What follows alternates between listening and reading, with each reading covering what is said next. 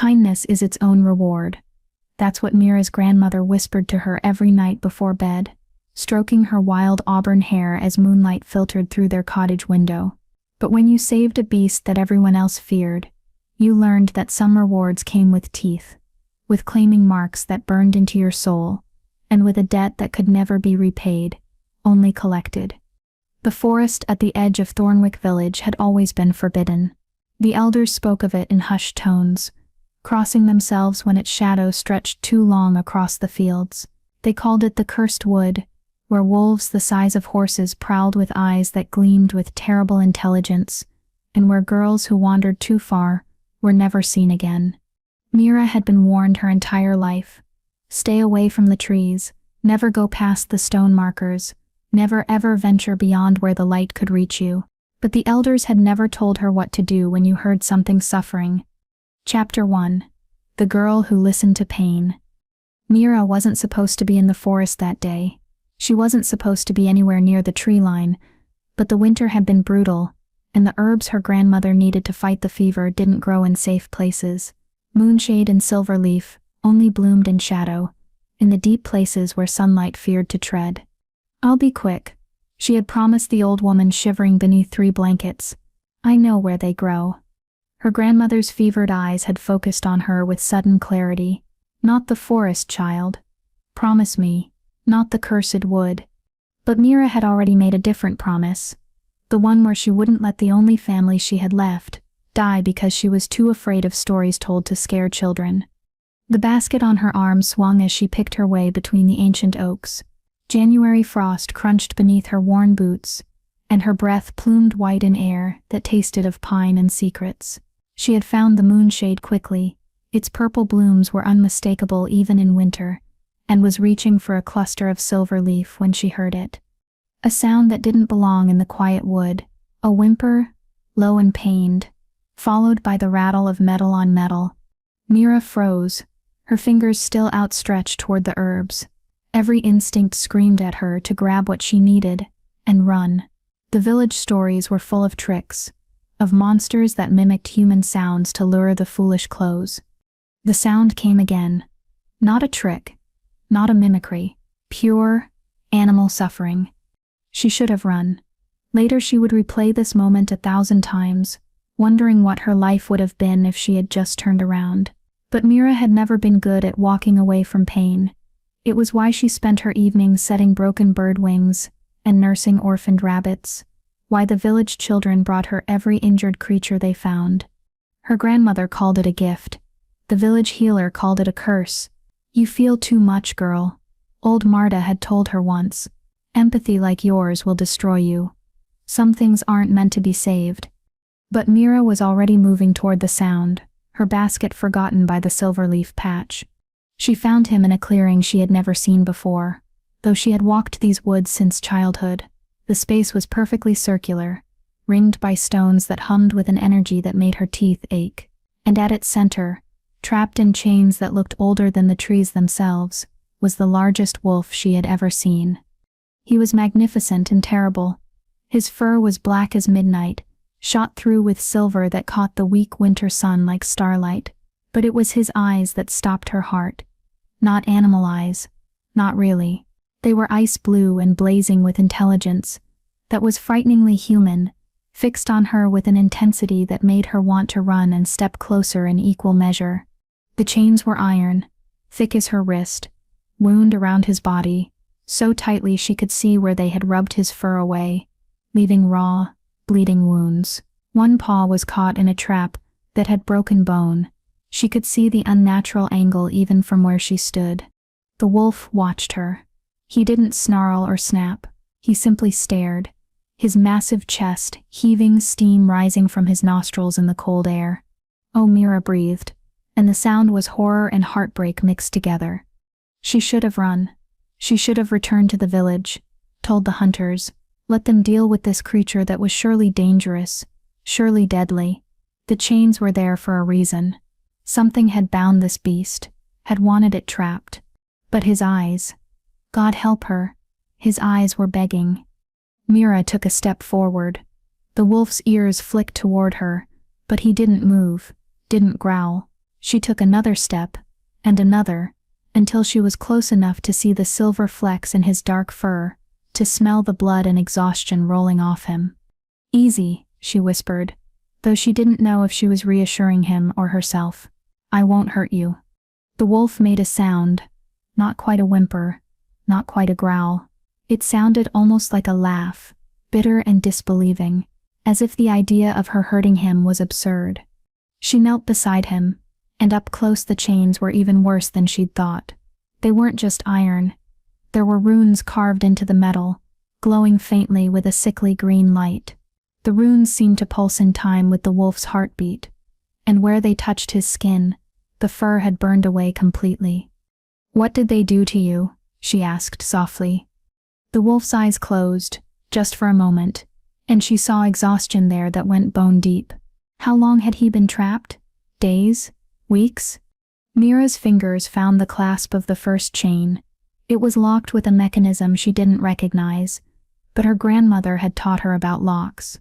"Every lock is just a puzzle," the old woman used to say. "You just have to find what it's asking for." This lock was asking for blood. She didn't think. She pressed her thumb against the sharp edge of the rune, letting her blood well up and drop onto the ancient metal. The chain hissed like a living thing, and the green light flared bright before dying completely. The clasp fell open. The wolf inhaled sharply, his whole body shuddering as the first chain fell away. "It's okay," Mira murmured, reaching for the second chain. "I've got you. I've got you." She didn't know how long it took. Time seemed strange in the clearing, stretching and compressing. Each chain required blood, and by the time she removed the last one, her hands were slick with red, a dozen small cuts burning in the cold air. The trap on his paw was the worst. It was designed to hold, to hurt, and it took all her strength to pry the metal jaws open. The wolf never snapped at her. Even when she must have caused him agony, he only watched her with those two intelligent eyes, something like wonder mixed with the pain. When the last chain fell away, when the trap was finally open, and she was able to gently extract his mangled paw, Mira sat back on her heels, breathing hard. Her hands were shaking. Her dress was stained with her blood and his. She should get up. She should run before the wolf recovered enough to remember she was prey. But she was tired, so tired, and the world was spinning in a way that suggested she'd lost more blood than she'd thought. If stories like Mira's remind you that compassion can change everything, even in the darkest forests, subscribe to join others who believe that courage and kindness deserve recognition. "You're free," she whispered. "Go, before whoever did this comes back." The wolf didn't move. He stared at her, and the winter air between them felt charged with something she didn't understand. Then, slowly, he began to change. Mira scrambled backward, her breath catching as the wolf's body rippled. Fur receded into bronze skin, bones cracked, and reformed with sounds that made her stomach turn. The muzzle shortened, reshaped, became the strong jaw of a man. And suddenly it wasn't a wolf lying in the clearing anymore. It was a man, naked, scarred, and absolutely terrifying in his beauty. He was tall, she could tell even with him lying down, with shoulders broad enough to block out the sun. His hair was black as his fur had been, falling past his shoulders in tangled waves, and his eyes, those impossible ice-blue eyes, were fixed on her with an intensity that made her feel like prey after all. But it was the mark on his chest that made her blood run cold, a symbol burned into his skin right above his heart, a crown wrapped in thorns and wolves. "No," she breathed, because she knew that mark. Every person in every village across the 5 territories knew that mark. The man smiled, and it was a predator's smile, all sharp edges and danger. When he spoke, his voice was rough from disuse, but it carried power that made the air itself seem to bow. "Thank you, little savior," the Alpha King said. "You've just made a very, very dangerous mistake." Chapter 2. The Debt That Binds. Mira's heart hammered against her ribs as the Alpha King rose to his feet. He moved like liquid shadow, all predatory grace, despite the injuries she'd just freed him from. The wounds on his body were already healing. She could see the flesh knitting itself back together, the burns from the rune chains fading to pink scars that would likely disappear within hours. "You're him!" she whispered, unable to look away, even though every survival instinct screamed at her to run. "You're Kieran Nightshade, the Alpha King." "I am." His voice was dark honey and smoke, the kind of voice that could command armies or seduce saints. He tilted his head, studying her with those unsettling blue eyes. "And you are?" "Nobody." The word came out too fast, too desperate. "I'm nobody. Just a village girl who heard. I didn't know. Please, I need to go. My grandmother is sick, and I need to get the herbs back to her before—" "You're bleeding." He moved faster than her eyes could track, suddenly close enough that she could feel the heat radiating from his bare skin. His hand caught her wrist, lifting her bloodied palm between them. "You gave your blood to break the chains." It wasn't a question, but she nodded anyway, trying to pull her hand back. His grip was gentle but immovable. "Do you know what you've done, little savior?" "I freed you?" Her voice cracked on the words. "I'm sorry if I shouldn't have. If the chains were there for a reason. But you were suffering, and I couldn't just—" "The chains were witch-forged," Kieran interrupted, his thumb tracing one of the cuts on her palm, with a touch so light, it sent shivers up her arm. "Blood magic, bound by my bastard cousin, who thinks he should wear my crown. They were designed to hold me until the next full moon, at which point the spell would have killed me." His eyes lifted to hers, and there was something burning in their depths that made her mouth go dry. "You saved my life." Oh, she didn't know what else to say. "Good?" His laugh was unexpected, a rough, genuine sound that transformed his face from terrifying to devastatingly handsome. "Good." She says good. He shook his head, and when he looked at her again, the amusement had faded into something far more serious. "In my world, little savior, life debts are not small things. You didn't just free me, you bound yourself to me." The forest seemed to go silent. Even the wind died, as if the trees themselves were holding their breath. "What?" Mira managed. "Blood freely given to break chains. Forged in blood, magic creates a bond." Kieran's voice was soft now, almost regretful, especially when that blood comes from— He stopped, his nostrils flaring as he inhaled deeply. His eyes widened, just slightly, and he pulled her closer, studying her face with sudden intensity. "You have no idea what you are, do you?" "I'm a healer's apprentice," she said, trying again to pull away. "I live with my grandmother. I gather herbs and set broken bones and—" "You're a moon-blessed." The words fell between them like stones. "Rare. Precious. Humans touched by the old magic, capable of breaking spells that would kill a normal person to even attempt." His grip on her wrist tightened, not painfully, but possessively. "And you just gave your blood to an Alpha King. Do you understand what that means?" She shook her head, fear crawling up her spine. "It means you're mine now." Kieran's voice dropped to a growl that resonated in her chest. "The bond won't break until the debt is paid. And a life debt to an Alpha King?" He smiled, and it was all teeth. "That's not a debt that can be paid quickly, little savior." "No." Mira finally managed to wrench her hand free, stumbling backward. "No. I don't belong to anyone. I saved you because you were suffering, not because I wanted. I don't want anything from you. Just let me go. Please."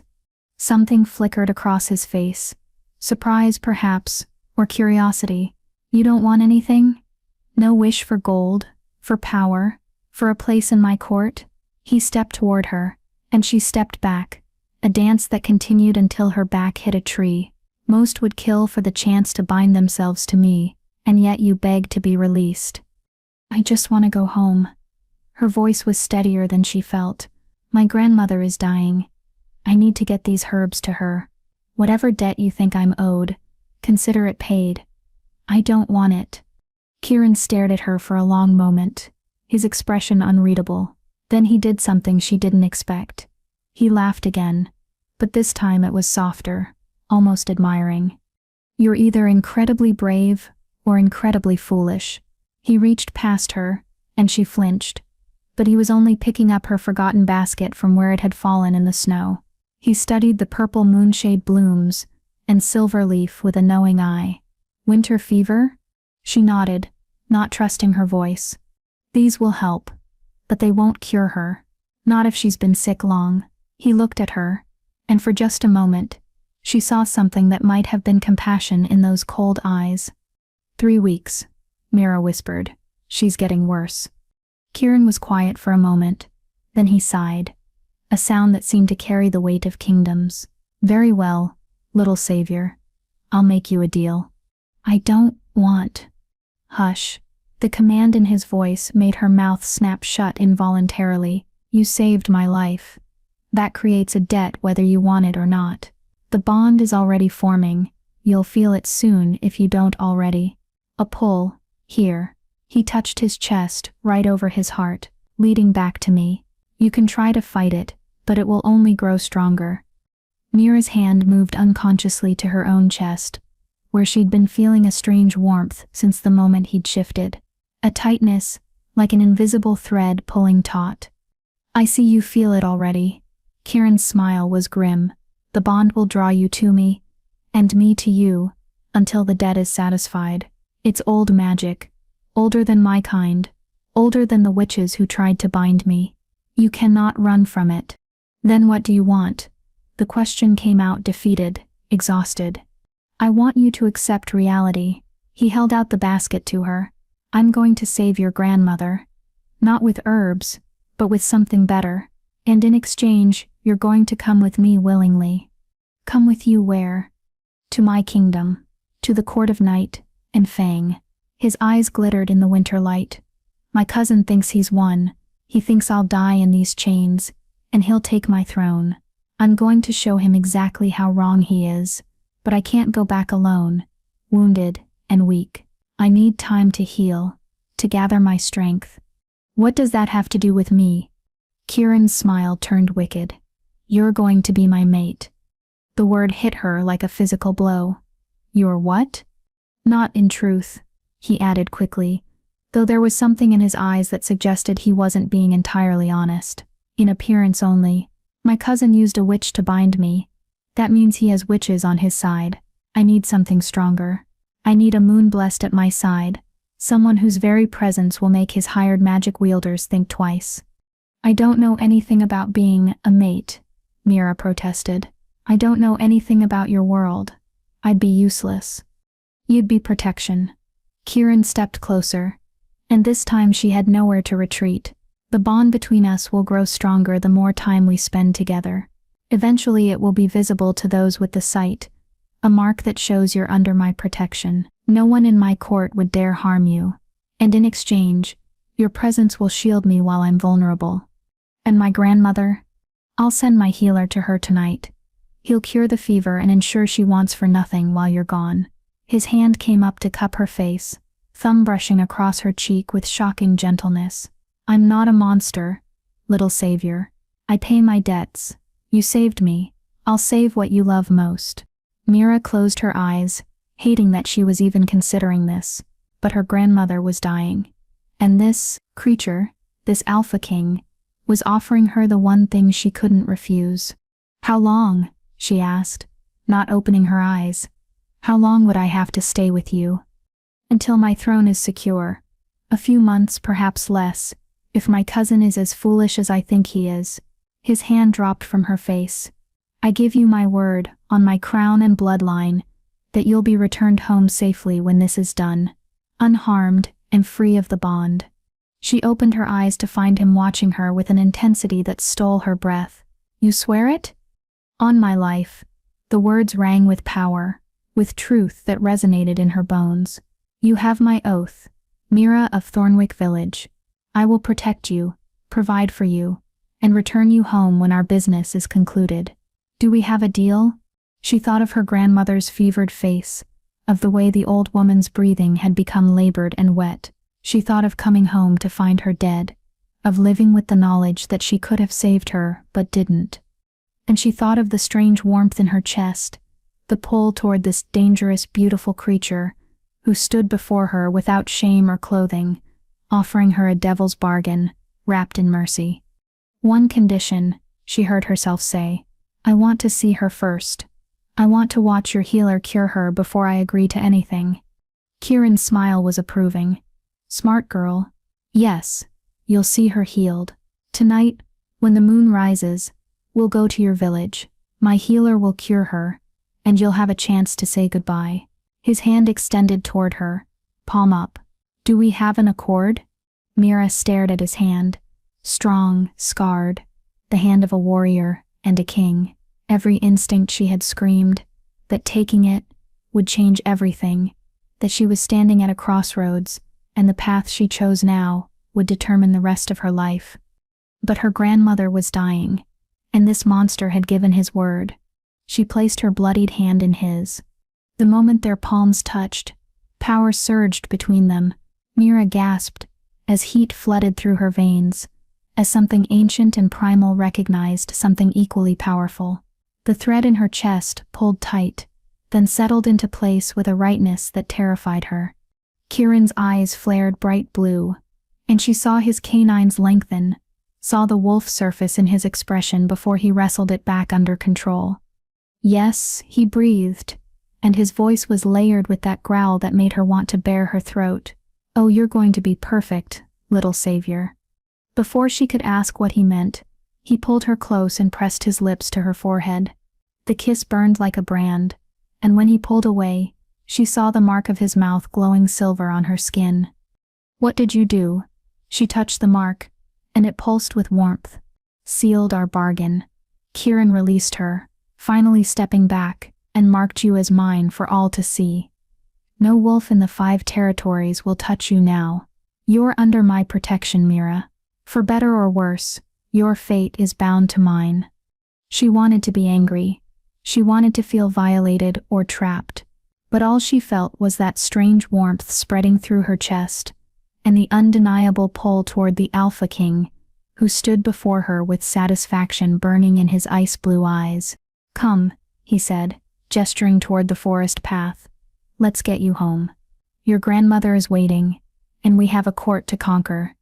Mira bent to retrieve her basket with shaking hands, her mind racing with everything that had just happened. She'd come to the forest for herbs. She was leaving with an Alpha King's mark on her forehead, and a fate she couldn't begin to understand. Her grandmother had been right to warn her about the cursed wood. She just hadn't been specific enough about which curse Mira should fear most. Chapter 3. The Village That Whispered. The walk back to Thornwick Village should have taken an hour. With the Alpha King at her side, it took 20 minutes. Kieran had shifted back into his wolf form. Apparently walking naked through a forest in January wasn't appealing even to immortal creatures. But he'd done something before the transformation that made Mira's cheeks burn. He'd reached into the hollow of an ancient oak and pulled out a bundle of clothes that had been hidden there, wrapped in oilcloth. "Always have an escape plan," he'd said, with a smirk that suggested he'd been prepared for his eventual freedom all along, even when trapped by blood magic. Now he padded beside her in wolf form, massive and silent, his presence making every bird fall quiet and every small animal flee. Mira kept her hand near his head, her fingers occasionally brushing the soft fur behind his ears, not because she needed to, but because the bond hummed with satisfaction every time she touched him, and the warmth eased some of the terror clawing at her chest. The mark on her forehead had faded from glowing silver to a faint shimmer, visible only in certain light. Kieran had assured her it would be invisible to humans, but those with magic, witches, wolves, fae would see it clear as day. "They'll know you're claimed," he'd said. "They'll know harming you means death." Claimed. The word sat heavy in her stomach, like a stone. The village came into view as the sun began its descent toward the horizon, painting the snow-covered roofs in shades of amber and rose. Thornwick was small, maybe 200 souls at most, a collection of timber houses clustered around a central square, with its well and winter market.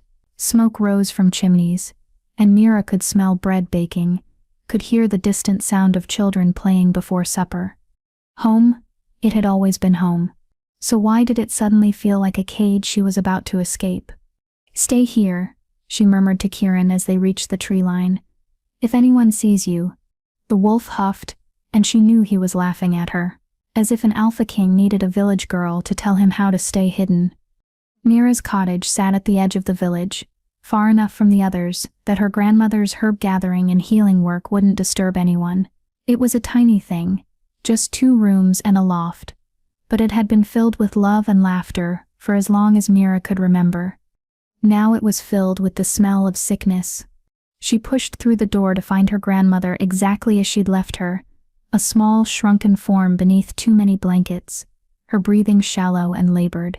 But the old woman's eyes opened when Mira entered, and there was still sharpness there, still the intelligence that had raised Mira from a baby. "You went to the forest." It wasn't a question. Her grandmother's voice was weak, but edged with knowing. "I can smell it on you. Pine and wild magic." "I needed the moonshade, Gran." Mira knelt beside the bed, pulling out the herbs and the silver leaf. "I'll make you a tea that will." "Child." A trembling hand emerged from the blankets to catch Mira's wrist. "What did you do?" The question was so similar to Kieran's that Mira almost laughed. Instead, she felt tears prick her eyes. "I saved someone who was suffering," she whispered. "And he's going to save you." Her grandmother's grip tightened with surprising strength. "Show me your forehead." Mira tilted her head, letting the fading afternoon light catch the mark. She watched her grandmother's face drain, of what little color it had. "No," the old woman breathed. "Oh, Mira, no. That's a claiming mark. That's—" She broke off coughing, and Mira held her until the fit passed. When she could speak again, her voice was urgent, desperate. "Whose mark is that? What did you promise?" "Nothing I didn't choose." Mira smoothed the blankets with shaking hands. "He's going to heal you, Gran. Really heal you, not just ease the symptoms. And in exchange, I'm going to help him for a few months.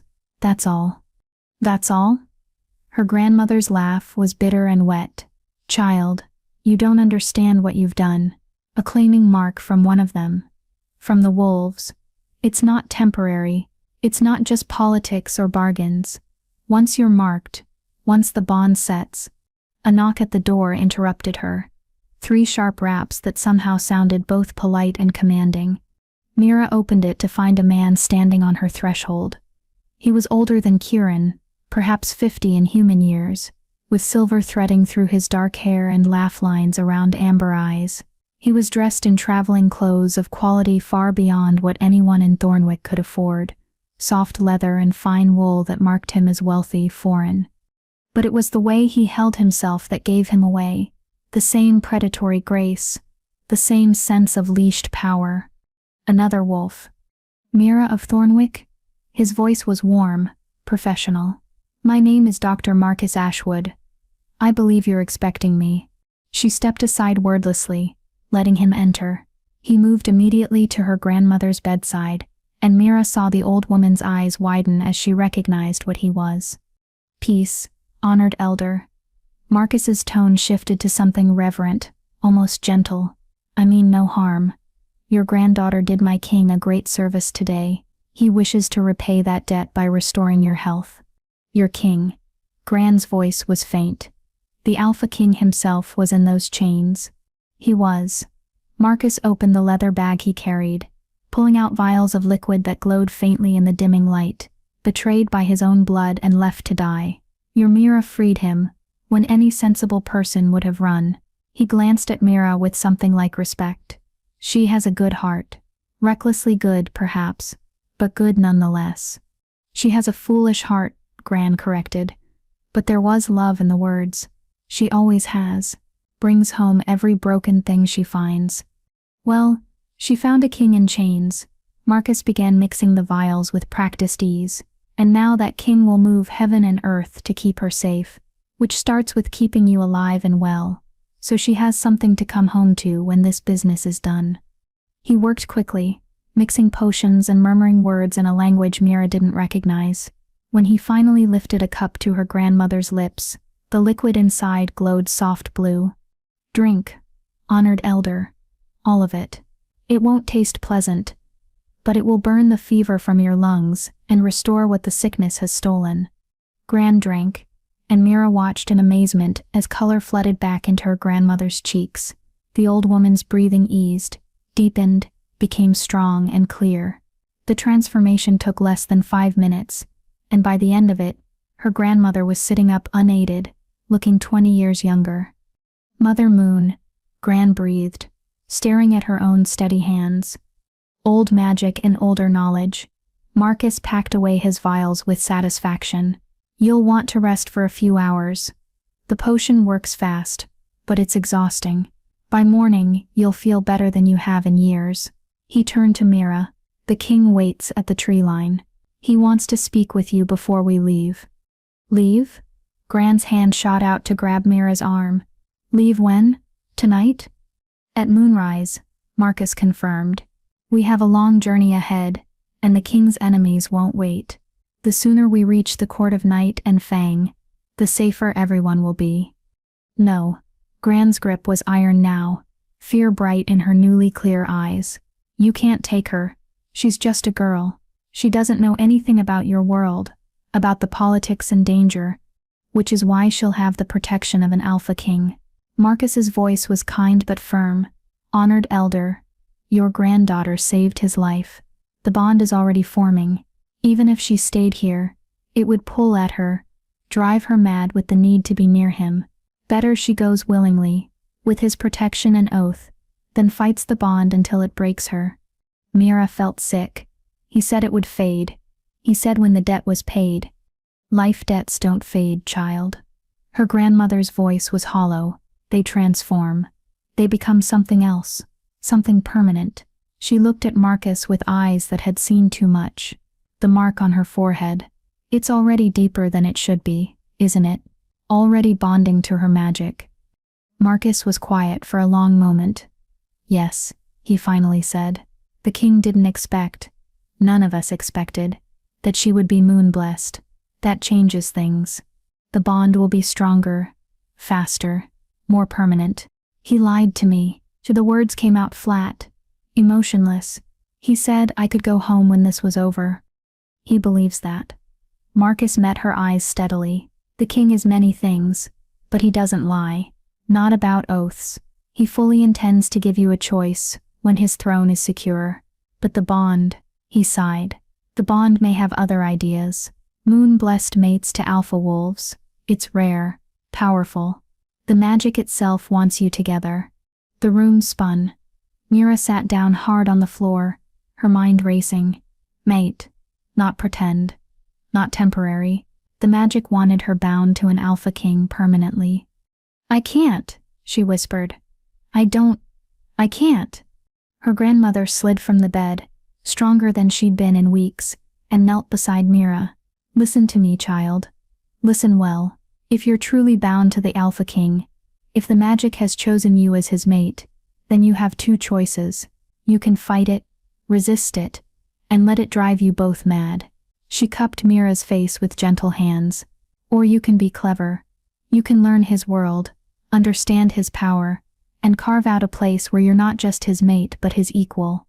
You're moon-blessed, Mira. That's not nothing. That's rare magic, old power. Use it. I'm just a healer's apprentice, Mira protested weakly. You're a girl who walked into a cursed forest alone to save me. A girl who freed an alpha king without thought of reward. A girl with magic in her blood and courage in her heart. Gran's smile was fierce, proud. You're my granddaughter, and we don't break easily. Mira wanted to argue, wanted to say this was different, that she wasn't ready, that she was terrified, but her grandmother's words settled something in her chest, straightened her spine. She had made a choice in that clearing. She'd given her blood freely. Whatever came next, she would face it with her head high. I need to pack, she said, her voice steadier than she felt. I'll help. Gran stood, moving with an ease that was miraculous after weeks of being bedridden. And Mira, take the grimoire. Mira's head snapped up. Gran, that's been in our family for 200 years. I know. Her grandmother was already moving to the hidden panel in the wall where the ancient book was kept. It's filled with healing magic and protective spells. If you're going into the world of wolves and politics, You'll need every advantage. Besides, she pulled out the leather-bound tome, its pages yellow with age. It belonged to your mother. She'd want you to have it. The mention of her mother, dead since Mira's birth, made her throat tight. She took the grimoire with reverent hands, feeling the pulse of old magic in its pages. "Thank you," she whispered. "Don't thank me yet." Gran's expression was grim. "Just promise me you'll come back. Promise me that no matter what happens, no matter how deep the bond goes, you won't lose yourself. You're Mira of Thornwick. Remember that." "I promise." They packed quickly, simple dresses, her healer's kit, the grimoire wrapped in oilcloth. Mira changed into her sturdiest travel clothes, braided her wild auburn hair, and tried not to think about the fact that she was leaving the only home she'd ever known. When she stepped outside, the moon was rising, fat and silver in the darkening sky. Kieran stood at the tree line in human form, once again dressed in the clothes from the oak tree. In the moonlight he looked otherworldly, beautiful and dangerous in equal measure.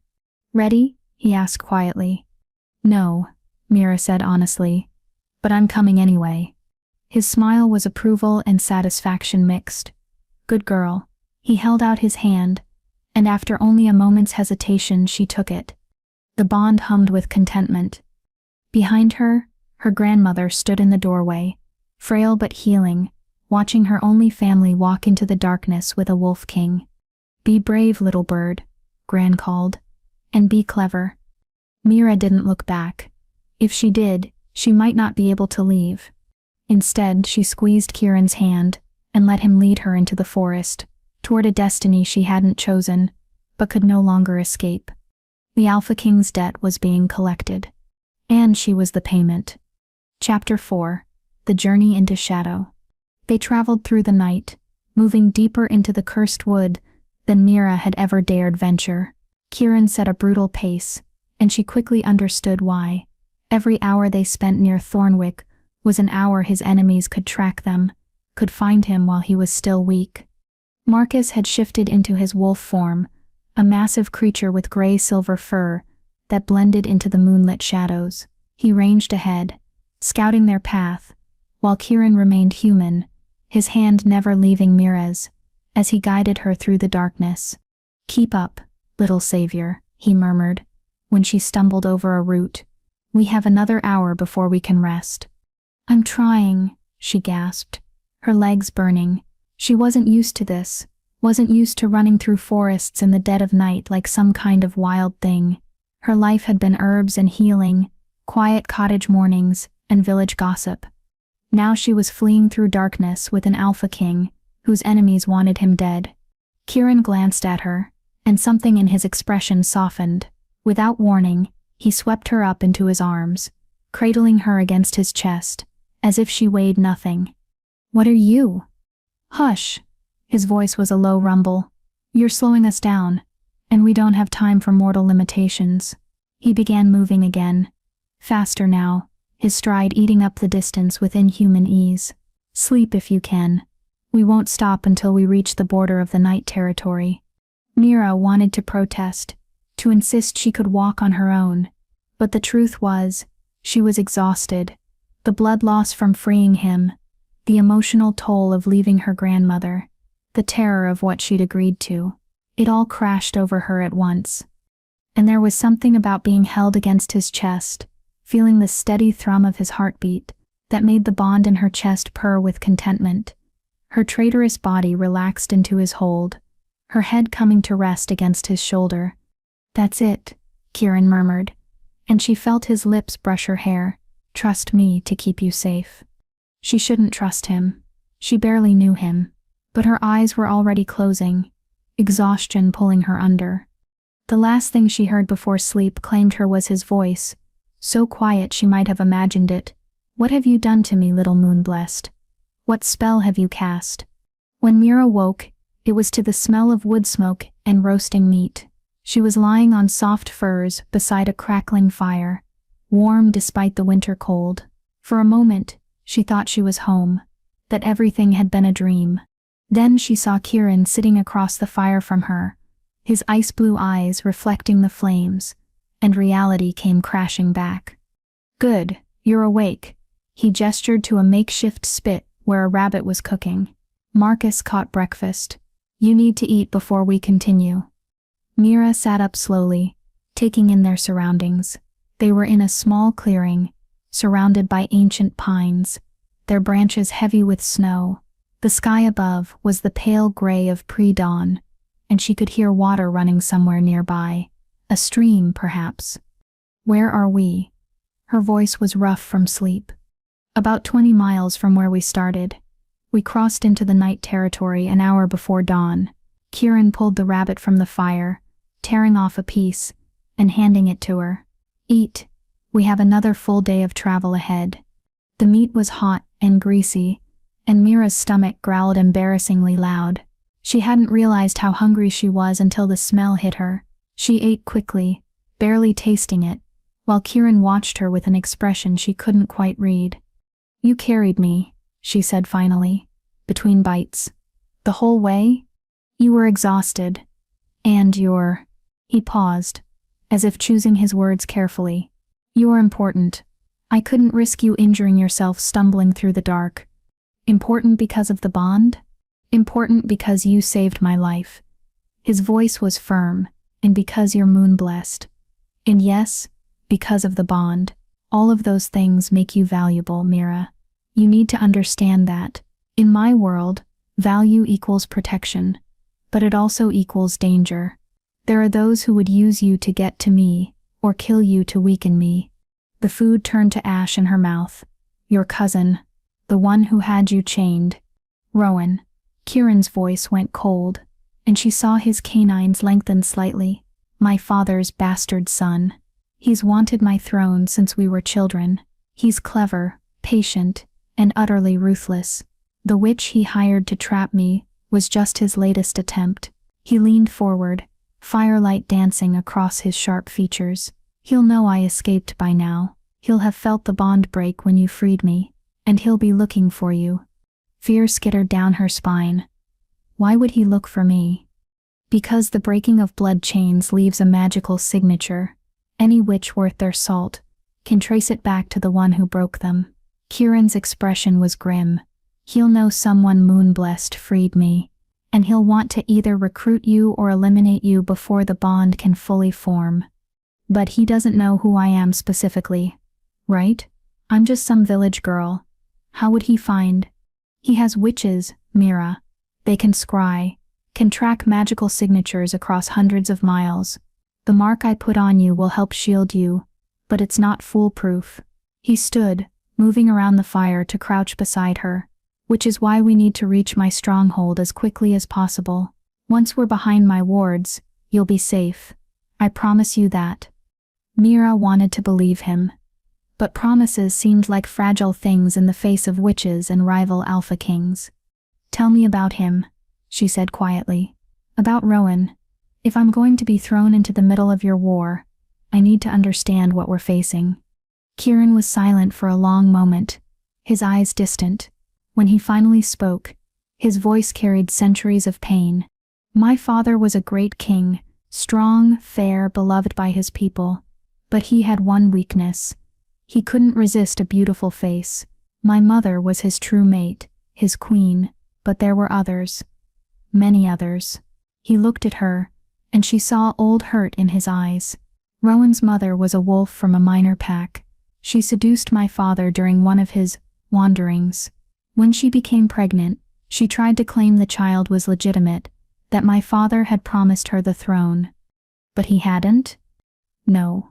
He loved my mother, even if he couldn't stay faithful to her. When Rowan was born, my father acknowledged him as a son, but made it clear he would never be heir.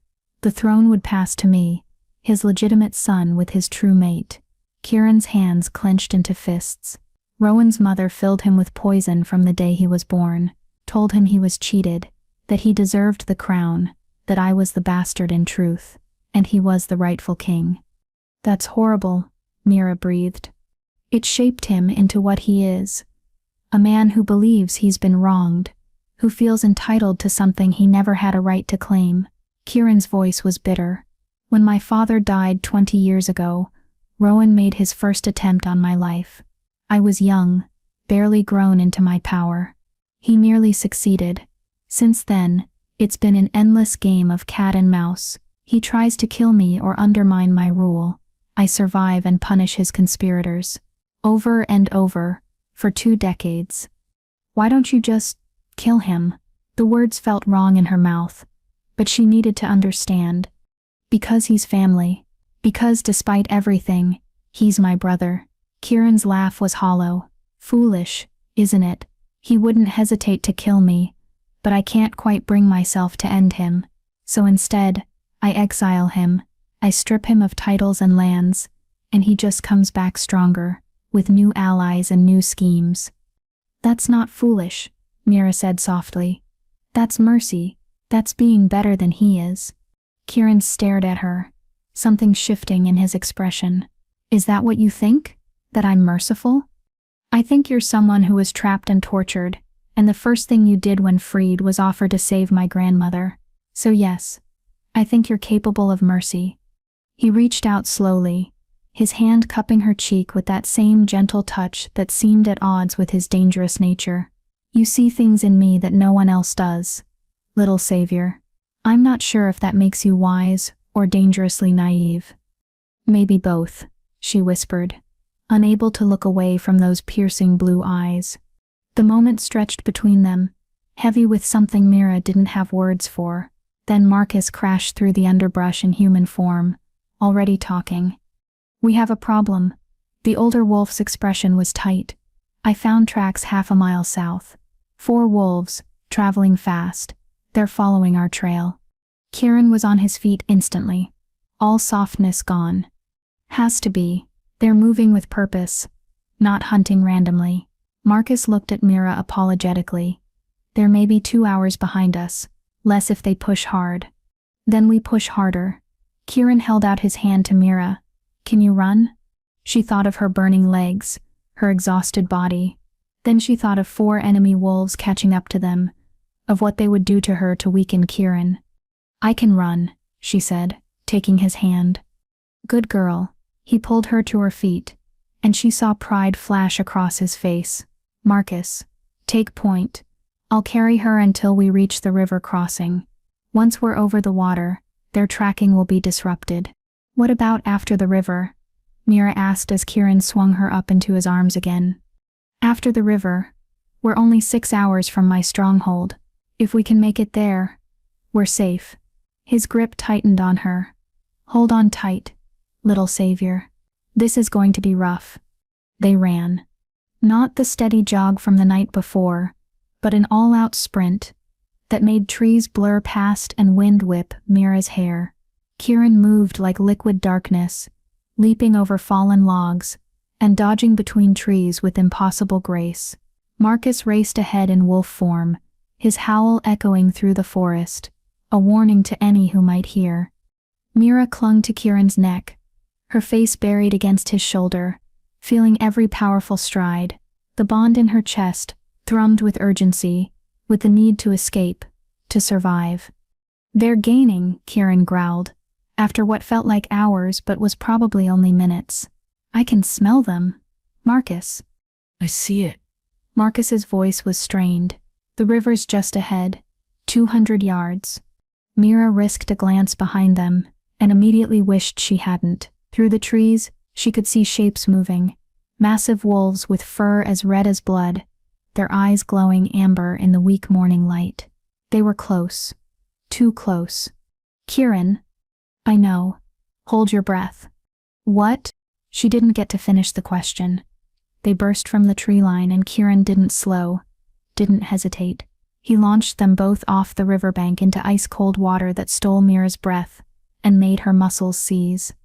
The current was vicious, pulling them downstream, but Kieran's arm was like iron around her waist. She felt him kick, propelling them toward the far shore even as the water tried to drag them under.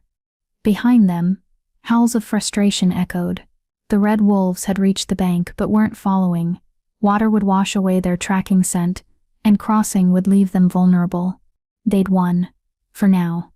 Kieran dragged them onto the far shore, both of them gasping and shivering.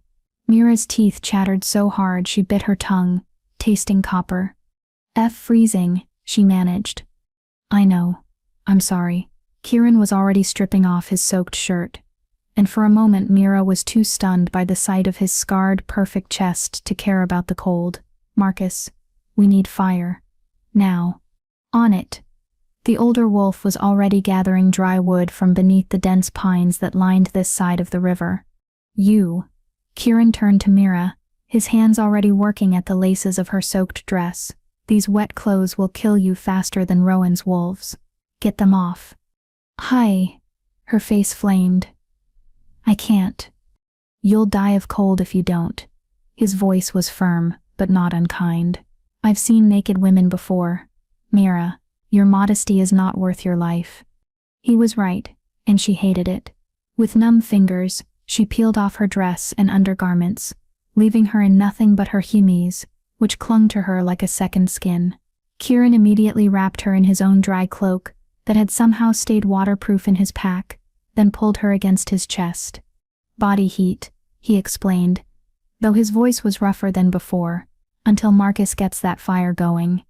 Mira should have been embarrassed, should have protested, but she was so cold, and Kieran was so warm, and the bond was singing with satisfaction at their closeness. She let herself lean into him, let herself accept comfort from this dangerous, complicated man who had somehow become her protector. Thank you, she whispered against his chest, for keeping me safe. His arms tightened around her. Always, little savior. I'll always keep you safe. And despite everything, despite the danger, despite the bond she hadn't chosen, despite the life she'd left behind, Mira found herself believing him. Chapter 5. The Court of Night and Fang. By the time they reached Kieran's stronghold, the sun was setting again, painting the sky in shades of blood and gold.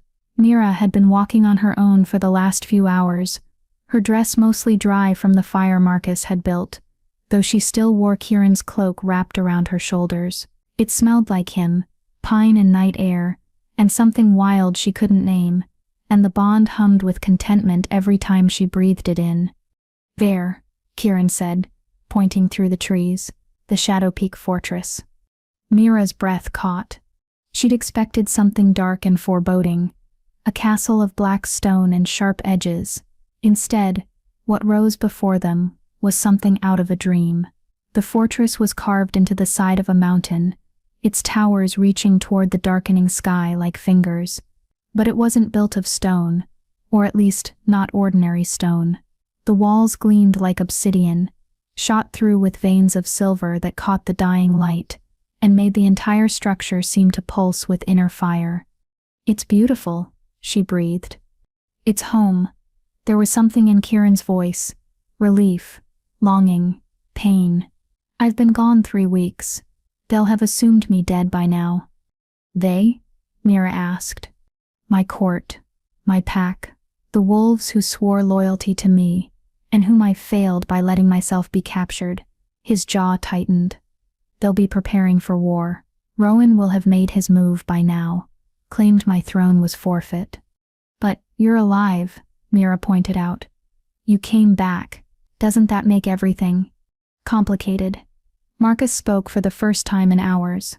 In wolf society, a king who can be captured is seen as weak. Kieran will have to prove his strength all over again, convince his pack that he's still worthy of leading them. That's barbaric, Mira said flatly. Kieran's smile was grim. Welcome to my world, little savior, where mercy is weakness, and compassion is a luxury only the strong can afford. They approached the main gates, massive things of silver-veined wood that could probably stop a battering ram. As they drew close, Mira saw figures moving on the battlements, wolves in human form, armed with bows and blades, that gleamed with the same silver as the fortress walls. Who approaches Shadow Peak? A voice called down, hard and suspicious. Your king, Kieran replied, his voice carrying power that made Mira's bones vibrate. Kieran Nightshade, Alpha of the Night Territory, returned from exile and very much alive. There was a long, shocked silence. Then chaos erupted. The gates flew open, and wolves poured out, dozens of them, shifting between human and animal forms in their excitement. They surrounded Kieran, not touching but close, their voices overlapping in a cacophony of joy and relief and disbelief. "My king, you're alive, we thought," Rowan said. "How did you escape?" Kieran held up a hand, and silence fell instantly. The display of authority made Mira shiver. This was what an alpha king looked like in his element, not the injured wolf she'd freed, not the man who'd held her gently in the cold. This was a ruler, powerful and absolute. "I escaped because I was freed." Kieran's hand found Mira's, pulling her forward into the circle of wolves. "This woman, Mira of Thornwick, broke the chains that bound me and saved my life. She is moon-blessed, and she is under my protection. Anyone who harms her answers to me with their life." The wolf's eyes fixed on Mira, and she fought the urge to hide behind Kieran. She could see the mark on her forehead glowing faintly in their vision.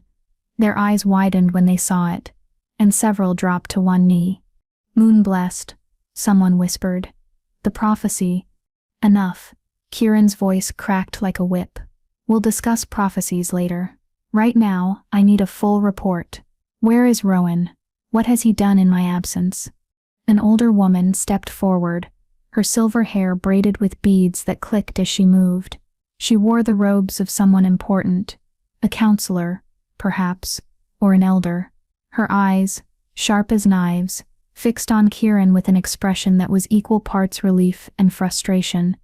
"Rowan declared you dead 5 days ago," she said without preamble. "He claimed the throne and has been systematically removing anyone loyal to you from positions of power. He's executing dissidents in the public square, calling them traitors to the rightful king." Her gaze slid to Mira, assessing. "And who is this, truly?" "Lady Helena. Meet Mira, the woman who will help me reclaim my throne." Kieran's hand tightened on Mira's. "And who will stand beside me as my mate?" The words sent shockwaves through the assembled wolves. Mira felt her face burn even as the bond in her chest sang with possessive satisfaction. "Mate?" Helena's eyebrows rose nearly to her hairline. "My king, you've been gone 3 weeks and you return with a mate?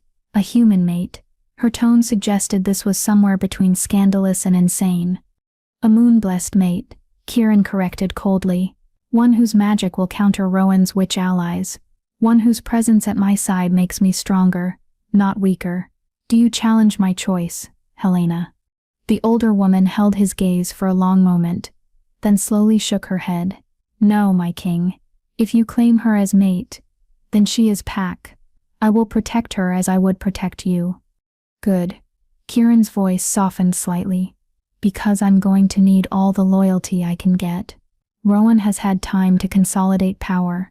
This won't be a simple matter of walking back in and reclaiming the throne." "No," Helena agreed. "It will require strategy, planning, and probably a good deal of bloodshed." She gestured toward the fortress. "Come, you both must be exhausted. We'll convene the war council at dawn. But tonight, you should rest. Recover your strength. If you're hooked on Mira's journey from village healer to alpha queen, don't miss what happens next. Subscribe and join thousands who can't get enough of this story." The interior of Shadow Peak Fortress was even more breathtaking than the exterior. The walls glowed with that same inner light, and Mira realized the silver veins weren't just decorative. They were magical, pulsing with protective wards that made her moon-blessed senses tingle. Kieran led her through corridors that seemed carved from shadow and starlight, past wolves who stopped and stared, whispering behind their hands. She caught fragments of their words: mate, moon-blessed, prophecy, hope. But Kieran kept moving, his pace swift and purposeful. Finally they reached a set of double doors carved with wolves mid-hunt. Kieran pushed them open to reveal chambers that took Mira's breath away. The room was massive, easily the size of her entire cottage. A fire burned in a hearth, big enough to stand in, casting dancing shadows across walls, hung with tapestries, depicting wolf hunts and battles. Furs covered the floor, soft and thick, and at the far end of the room stood the largest bed Mira had ever seen, piled high with blankets and pillows. "These are my private chambers," Kieran said, closing the doors behind them. No one enters without permission. You'll be safe here. Mira turned to face him, reality crashing down. You said, mate, out there to your people. You told them I was your mate. I did. His expression was unreadable. But we agreed. You said it was pretend, just for show, just until you reclaimed your throne. I lied. The words were simple, stark. Or rather, I told myself it was pretend because the truth was too complicated. But the bond doesn't lie, Mira. You felt it the moment our hands touched. It's been growing stronger every hour we spend together. No. She backed away from him. No, you promised. You gave me your oath that I could go home when this was done. You swore. And I will keep that oath. Kieran moved toward her slowly, hands raised like he was approaching a skittish animal.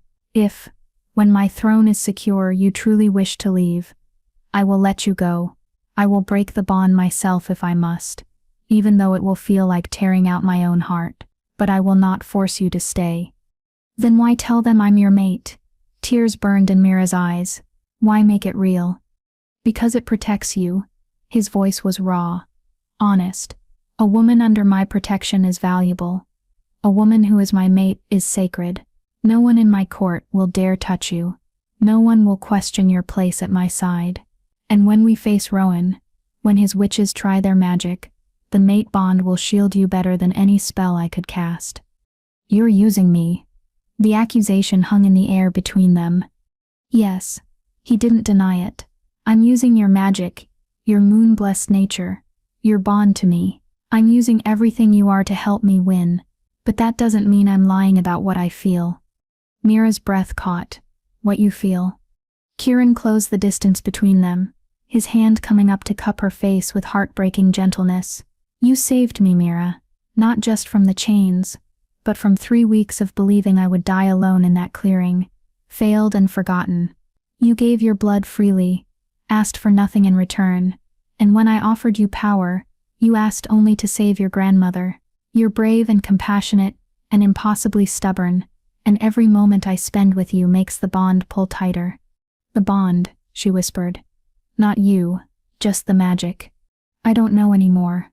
His thumb brushed across her cheek, catching a tear she hadn't realized had fallen. Maybe it started as just the bond. Maybe that's all it is. But it doesn't feel like magic, Mira. It feels like recognition. Like I've been waiting my whole life for someone to see me as something other than a king or a killer, and you did it without even trying. She wanted to pull away, wanted to tell him he was wrong, that she didn't see anything special in him, that this was all just manipulation and politics. But it would be a lie. She'd seen his mercy when he refused to kill his traitorous brother. She'd felt his gentleness when he held her in the cold water. She'd heard the pain in his voice when he spoke of his father's betrayal. She'd seen him, really seen him, and the bond had nothing to do with it. I'm scared, she admitted quietly. Of this, of you, of what I'm becoming. I know. He pressed his forehead to hers, and the bond sang between them. I'm scared too. I've been alone for so long, trusted so few, and now there's you, this impossible girl who broke into my life and my heart without permission. You terrify me, Mira, because losing you would destroy me in ways Rowan's chains never could. Then don't make me stay, she pleaded. Don't trap me the way you were trapped. I won't. His oath rang with truth that resonated in her bones. I swear it on my crown, on my life, on everything I am. When this is over, the choice will be yours, stay or go. But until then, his lips brushed her forehead, feather light. Until then, let me keep you safe. Let me pretend, just for a while, that I'm worthy of the gift you've given me. Mira closed her eyes, feeling tears slip free. She should say no, should demand he take her home right now, should run as far and fast as she could from this beautiful broken alpha king and the bond that was wrapping around her heart. Instead, she heard herself whisper, "Okay." Kieran exhaled, and she felt the tension leave his body. "Thank you," he murmured, against her hair. "I'll make you a promise in return. I'll teach you about my world. I'll give you power and knowledge so you're never helpless. And I'll court you properly, the way a mate deserves to be courted, not just claimed and marked like property. Despite everything, Mira felt a laugh bubble up. Court me? We're pretending to be mates. Isn't courting a bit redundant? His smile against her skin was wicked. Who said anything about pretending? He pulled back to look at her, and his eyes were blazing with that inner fire. I'm going to win your heart, little savior. Not through magic, or bonds, or obligation, but honestly, genuinely, until you choose to stay not because you have to, but because you want to. That's ambitious, she managed, her heart hammering. I'm an alpha king, he replied with devastating confidence. Ambitious is what I do. Before she could respond, there was a sharp knock at the door. Kieran growled low in his throat, but released Mira and called, Enter. Helena stepped inside, carrying a tray laden with food and a bundle of what looked like clothes. Forgive the intrusion, my king, but the girl needs to eat and dress properly if she's to be presented to the pack tomorrow. Her sharp eyes fixed on Mira, with something that might have been approval. You did well today, child, keeping pace with an alpha king over rough terrain. Most humans wouldn't have made it past the first hour. I'm tougher than I look, Mira said, lifting her chin. Helena's smile was genuine. Good. You'll need to be. This court eats the weak alive. She set down the tray and clothes. I've brought you dinner and appropriate attire for tomorrow's council. The blue dress should fit. It belonged to Kieran's mother. She was small like you. Kieran stiffened. My mother's clothes? She would have wanted her son's mate to have them. Helena's voice was gentle. She would have liked this one, I think. She always said you needed someone brave enough to tell you when you were being an idiot. Despite the tension, Mira felt herself smile. I can do that. I'm sure you can. Helena moved toward the door, then paused. A word of warning, child. Not everyone in this court will welcome you. There are those who've spent years vying to be at the king's side. They'll see you as a threat, an outsider who stole what they believe should be theirs. Watch your back. Trust no one except those who've proven themselves. Comforting, Mira said dryly. I'm not here to comfort you. I'm here to keep you alive. Helena's expression was fierce, which I will do, because my king has claimed you. But you need to be smart, girl. This isn't your village. This is a court of predators. Act accordingly. With that cheerful advice, she swept from the room, leaving Mira and Kieran alone once more. She's intense, Mira observed. She's been my father's advisor and mine for 40 years. She's seen more court intrigue than anyone alive. Kieran moved to the tray, uncovering dishes that made Mira's stomach growl. And she's right. My court will test you. You need to be ready. Then teach me. Mira joined him by the fire, accepting the plate he offered. You said you'd give me knowledge and power. Start now. Tell me everything I need to know to survive your world. Kieran's smile was approval and admiration mixed. Eat first, then we'll talk strategy. By the time the sun rises, you'll know enough to hold your own against the wolves of my court. And what about against your cousin? Mira asked quietly. Against Rowan and his witches? Against them, Kieran's expression went cold.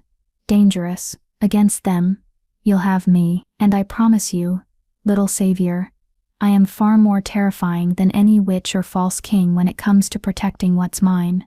The possessiveness in his voice should have worried her. Instead, it made the bond purr with satisfaction, and something deeper, something that felt dangerously like belonging. Myra settled beside the fire with her plate, watching Kieran move through his chambers with the grace of a predator in his den. Tomorrow she would face a court of wolves, would play the part of an alpha king's mate, would begin a dance of politics and power that could end in triumph or disaster. But tonight, she would learn, she would prepare, and she would decide, once and for all, whether the girl from Thornwick Village could become the woman strong enough to stand beside a king. The answer, she was beginning to realize, might already be written in the silver mark on her forehead, and the bond that sang stronger with every passing hour. She'd freed a wolf from chains. Now she had to figure out if she'd freed herself as well, or simply exchanged one prison for another. Chapter 6. The Council of Wolves. Dawn came too quickly. Mira woke tangled in furs beside the dying fire, her body aching from 2 days of hard travel. For a moment, she forgot where she was. Then she saw Kieran standing by the window, silhouetted against the rising sun, and everything came rushing back. The Alpha King, the bond, the court that awaited her. "You're awake." He turned, and she saw he was dressed in formal attire, black leather and dark silk that made him look every inch the dangerous ruler he was. "Good. We don't have much time. The council convenes in an hour." Mira sat up, pushing hair out of her face. "I don't know if I'm ready for this." "You're not." His honesty was brutal but not unkind. "But you will be. Come, let's get you dressed and prepared." The dress Helena had brought was breathtaking, deep sapphire blue that seemed to shift between shades as Mira moved, with silver embroidery at the hem and sleeves that matched the veins in the fortress walls. It fit perfectly, hugging her curves before flowing to the floor in elegant folds. "My mother was beautiful," Kieran said quietly, as he fastened the delicate clasps at her back. His fingers were surprisingly gentle. "But I think you wear her dress better than she ever did." Mira met his eyes in the mirror. "You don't have to say things like that." "I'm not saying it because I have to." His hands settled on her shoulders, and she felt the warmth of him seep through the fabric. "I'm saying it because it's true. You are beautiful, Mira. Brave and beautiful and far too good for a king like me." Before she could respond, he reached into a carved box on the dresser and pulled out something that made her breath catch. A circlet of silver, delicate and intricate, with a single moonstone at its center that glowed with inner light. "This was also my mother's," he said. "It responds to moon-blessed magic. When you wear it, everyone will see exactly what you are. There will be no doubt, no question of your legitimacy at my side." He placed it gently on her head, and the moment the silver touched her skin, the moonstone flared bright. Power hummed through her, and she saw the mark on her forehead glow in response, connecting with the circlet in a web of silver light. "Perfect," Kieran breathed. "You look like a queen, little savior." "I'm not a queen," Mira protested. "I'm just—" "You're mine." The possessiveness in his voice made her shiver. "And in my world, what's mine is elevated, protected, honored. Today you walk into that council chamber as my mate and my equal. Anyone who challenges that challenges me." He offered his arm, and after only a moment's hesitation, Mira took it. The bond hummed with approval as they left the chambers together, stepping into corridors already bustling with activity. Wolves stopped and stared as they passed. Some dropped to their knees. Others simply watched, with expressions ranging from awe to suspicion to barely concealed hostility. Mira kept her chin high, refusing to show weakness, even as her heart hammered against her ribs. They reached the council chamber, a massive hall with a table carved from a single piece of black stone. Already seated were perhaps 20 wolves, all in human form, all dressed in formal attire that spoke of wealth and power. Helena was there, along with Marcus, but the rest were strangers, whose eyes tracked Mira with predatory focus. "My king," Helena stood as they entered. "Welcome home." "Thank you, Helena." Kieran moved to the head of the table, pulling out the chair beside his own for Mira before taking his seat. The message was clear. She sat at his right hand, in the position of highest honor. "Let's begin. I want a full accounting of everything that's happened in my absence." For the next hour, Mira listened as the council reported on Rowan's actions. It was worse than she'd imagined. He'd executed 12 wolves loyal to Kieran, imprisoned dozens more, and had declared himself Alpha King, with the backing of 3 major packs, who'd been swayed by his promises of power and territory. "He's also fortified the capital," a grizzled warrior named Thuron reported. "He has witches maintaining barrier wards. Any attempt to attack directly would be suicide." "Then we don't attack directly." Kieran's voice was cold, calculated. "We undermine him. We remind the packs why they swore loyalty to me in the first place. We make him look weak, unstable, unworthy of the crown he stole. And how do you propose we do that, my king? This came from a younger wolf, beautiful and sharp-eyed, with midnight hair and a dress cut scandalously low. Rowan has spent 3 weeks convincing everyone you were dead. Your sudden return will shake his support, but it won't be enough. The packs respect strength. They need to see you're still the alpha they followed. Lady Cassandra makes a valid point, another counselor added. A show of strength is required. Kieran's smile was all teeth. Then they'll have one. I'll challenge Rowan directly. Single combat for the throne. Winner takes all. The council erupted in protest. Too dangerous. He'll never accept. The witches will interfere. Enough. Kieran's voice cracked like thunder, and silence fell instantly. I am Alpha King. I have faced down challenges from stronger opponents than my bastard cousin. I will not hide behind politics and maneuvering, when direct action will solve the problem. With respect, my king, Helena said carefully, Lady Cassandra is right.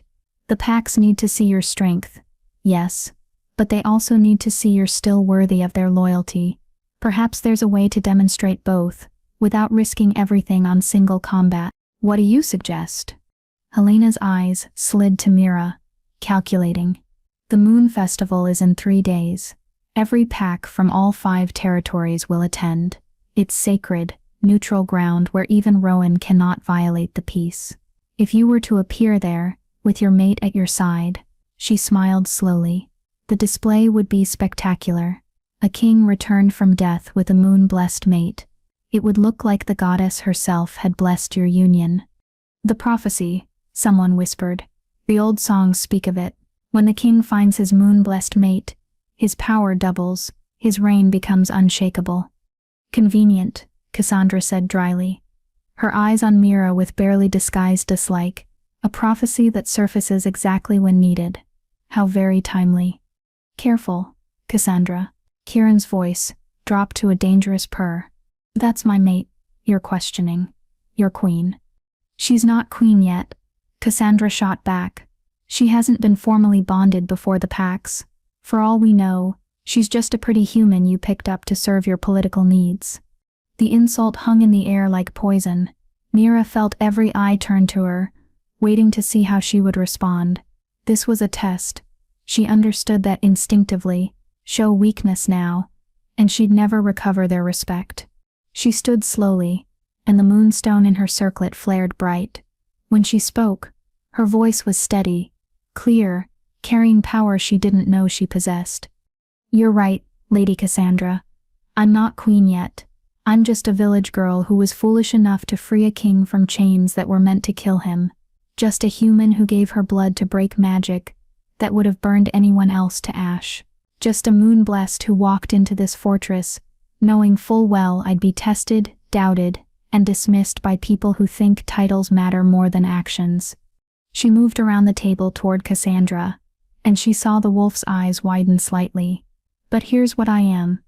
Lady Cassandra, I'm the woman who saved your king when he was dying. I'm the woman whose magic will counter Rowan's witches. And I'm the woman who will stand beside Kieran when he reclaims his throne, whether you approve or not. She stopped directly in front of Cassandra, close enough that the wolf had to look up to meet her eyes. So you can question my title all you want. You can doubt the prophecy, doubt the bond, doubt me. But what you cannot do is insult me in front of this council, without consequences, because like it or not, I am under the protection of your Alpha King, and disrespecting me disrespects him. The silence that followed was absolute. Then, slowly, Cassandra's lips curved into a smile that was half respect, half challenge. Well, the wolf said softly, perhaps there's more to you than meets the eye, little human. Moon-blessed, Mira corrected coldly. Get it right. Cassandra's laugh was genuine. My apologies. Moon-blessed. She inclined her head in a gesture that wasn't quite submission but was close enough. I look forward to seeing what else you're capable of. Mira returned to her seat, her heart pounding, and found Kieran watching her, with an expression that made heat coil in her belly. Pride, hunger, possessiveness, all of it directed at her, with an intensity that stole her breath. As I was saying, Helena continued as if nothing had happened. Though Mira caught the approving glint in her eyes, the Moon Festival would be the perfect venue to announce the king's return and his mate. It's 3 days away, enough time to prepare, but not so long that Rowan can consolidate more power. Agreed. Kieran's hand found Mira's beneath the table, squeezing gently. We'll attend the festival, make the announcement, and if Rowan wants to challenge me there, on sacred ground in front of all the packs, all the better. Let him show his true colors when the goddess herself is watching. There's one complication. Marcus spoke up. The Moon Festival requires certain rituals. For a mating bond to be recognized by the goddess and the packs, it must be consummated under the full moon. Mira's face went hot. Consummated? It's ceremonial, Helena said quickly, seeing Mira's panic. You don't actually have to. That is, there are ways to satisfy the ritual, without literally, she trailed off, looking uncomfortable. Without betting each other in front of the entire gathering, Cassandra supplied helpfully, her eyes glinting with mischief. Though some do prefer the traditional method, very vigorous. That won't be necessary, Kieran said firmly, though his hand tightened on Mira's. We'll perform the blood ritual. It's older, more powerful, and doesn't require public consummation. The blood ritual is binding, my king, Helena warned. Once performed, the mate bond becomes permanent. It cannot be broken except by death. Mira's stomach dropped. Permanent? Kieran turned to her, his eyes searching hers. We don't have to do this. There are other ways to convince the packs. Other strategies. That will take months. We don't have, Mira interrupted, her mind racing, and that will leave you vulnerable to Rowan's attacks. She took a deep breath, fighting down panic. What exactly does this blood ritual involve? Blood mixed beneath the full moon, Helena explained. Words spoken in the old tongue, and a mark, your blood on his skin, his blood on yours, in a place over your hearts. Once the moon witnesses the ritual, the bond becomes unbreakable. Unbreakable. Permanent. Forever tied to an alpha king she'd known less than 3 days. Mira looked at Kieran and saw her own uncertainty reflected in his eyes, but she also saw determination, and something that looked dangerously like hope. If I do this, she said quietly, if I bind myself to you permanently, I need you to swear something to me. Anything, he said without hesitation. Swear you'll never use the bond to control me. Swear that even bound, I'll still have my freedom, my choices, my voice. Swear that I'll be your equal, not your property. The council erupted again. You can't ask an alpha king to. That's not how mate bonds work. She's human, she doesn't understand. Silence. Kieran's power rolled out like a wave, pressing everyone back into their seats.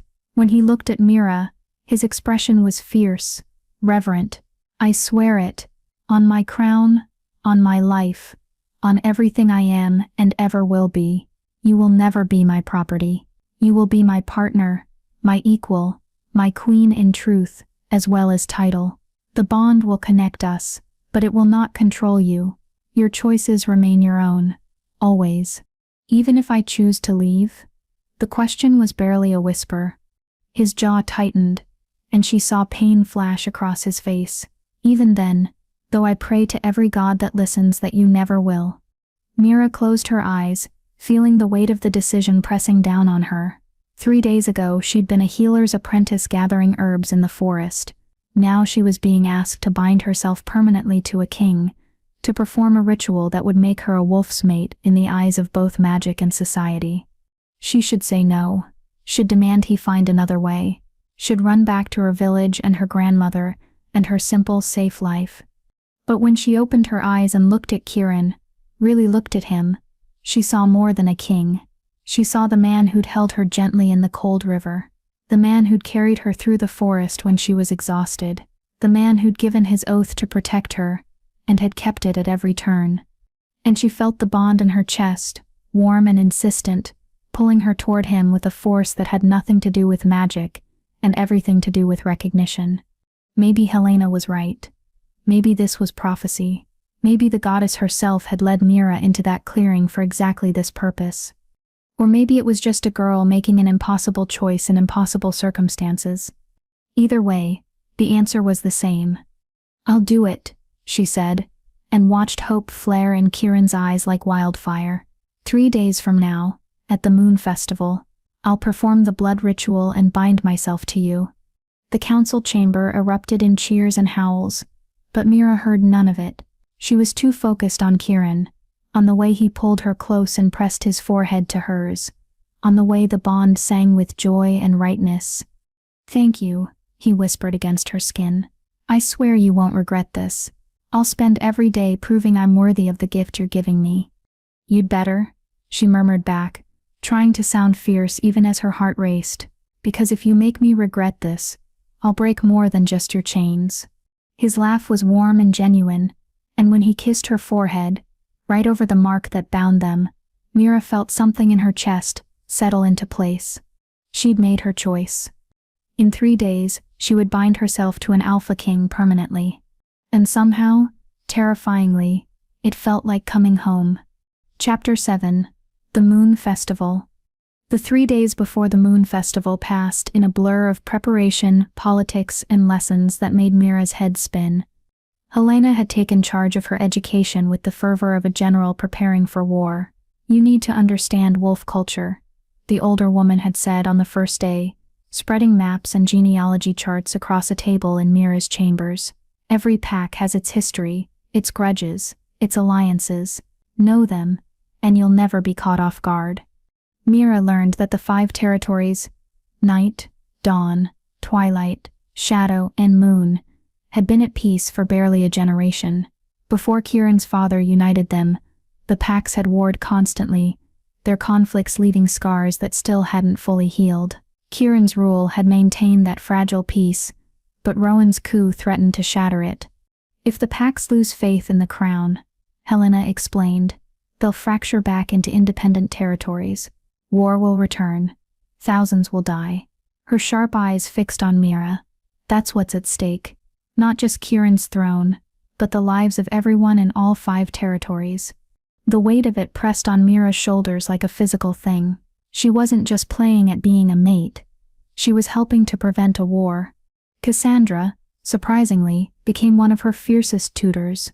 The beautiful wolf had a sharp mind and sharper tongue, and she drilled Mira relentlessly on court etiquette and social warfare.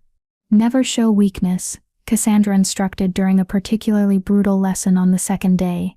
"If someone insults you, you smile and destroy them with words so cutting they'll bleed for days."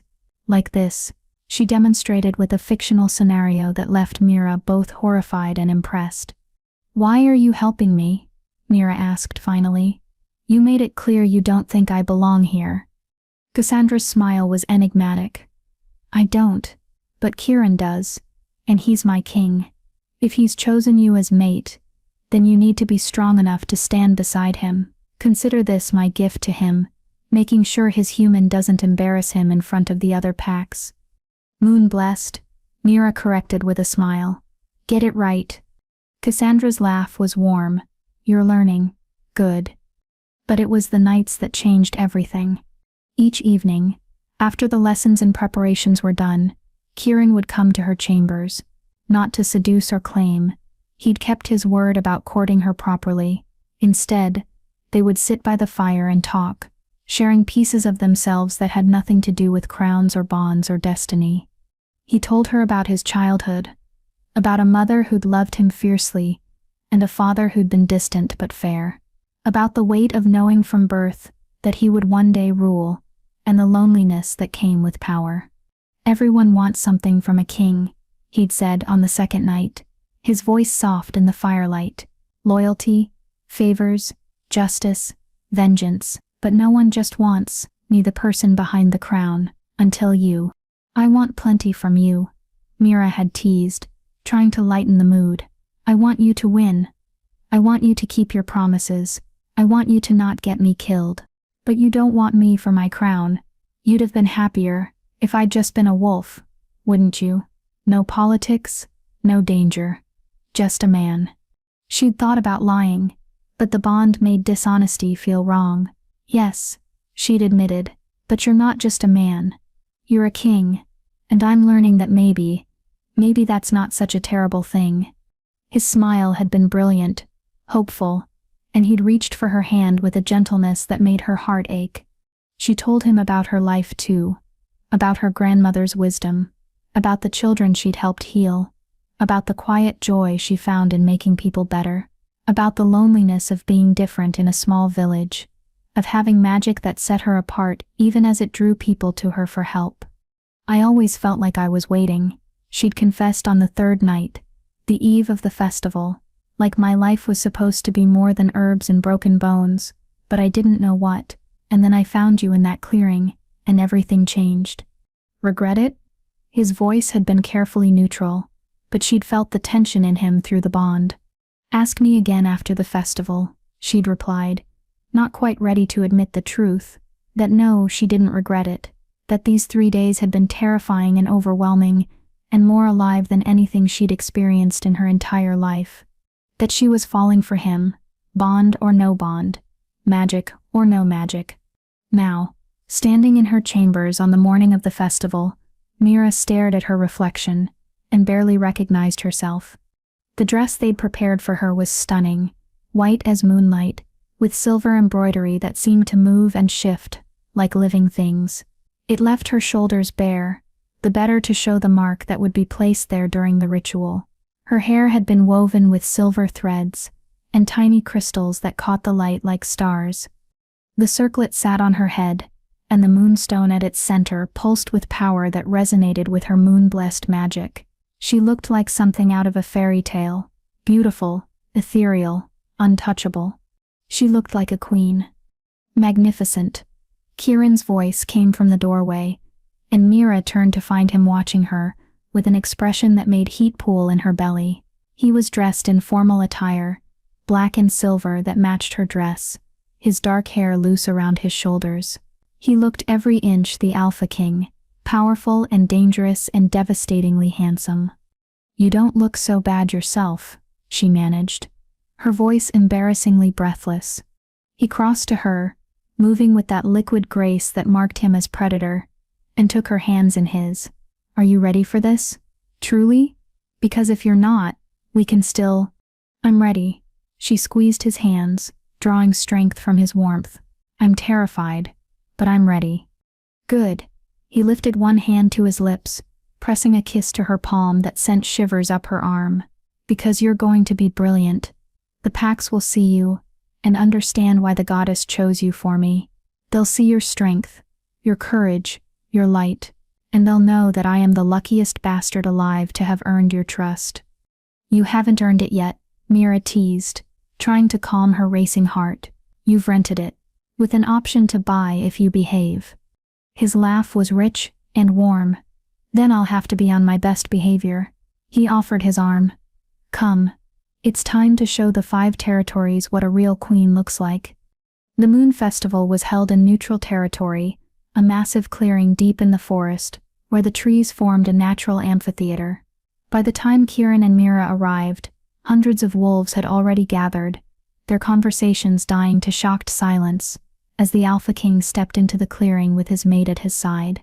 Mira felt every eye turn to them, felt the weight of their stares like physical pressure, but she kept her chin high, her hand steady on Kieran's arm, and walked like she belonged there.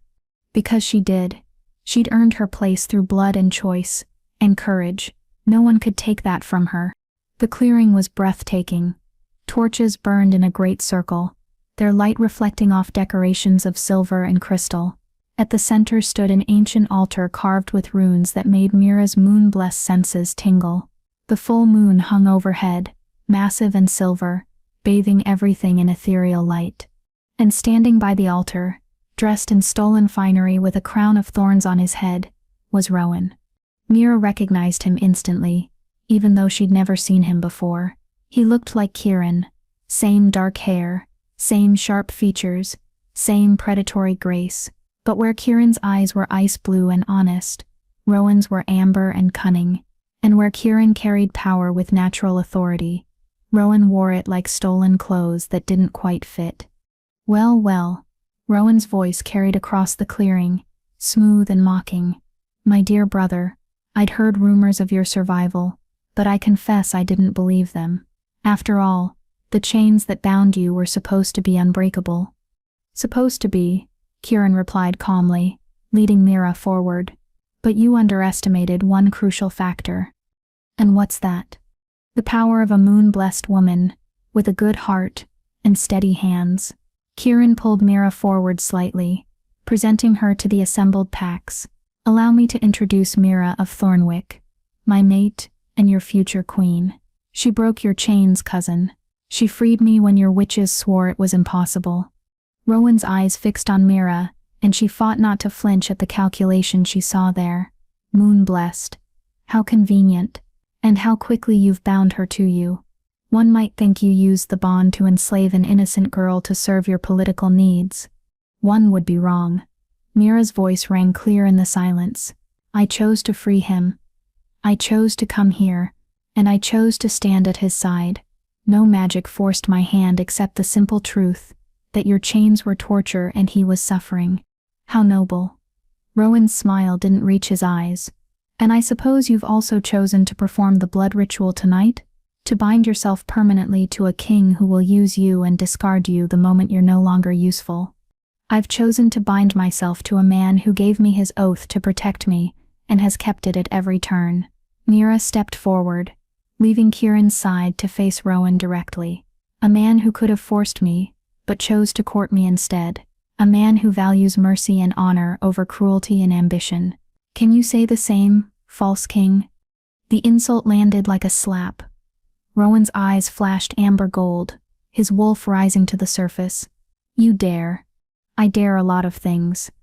Mira's voice was steady even as her heart hammered, including calling out a pretender when I see one.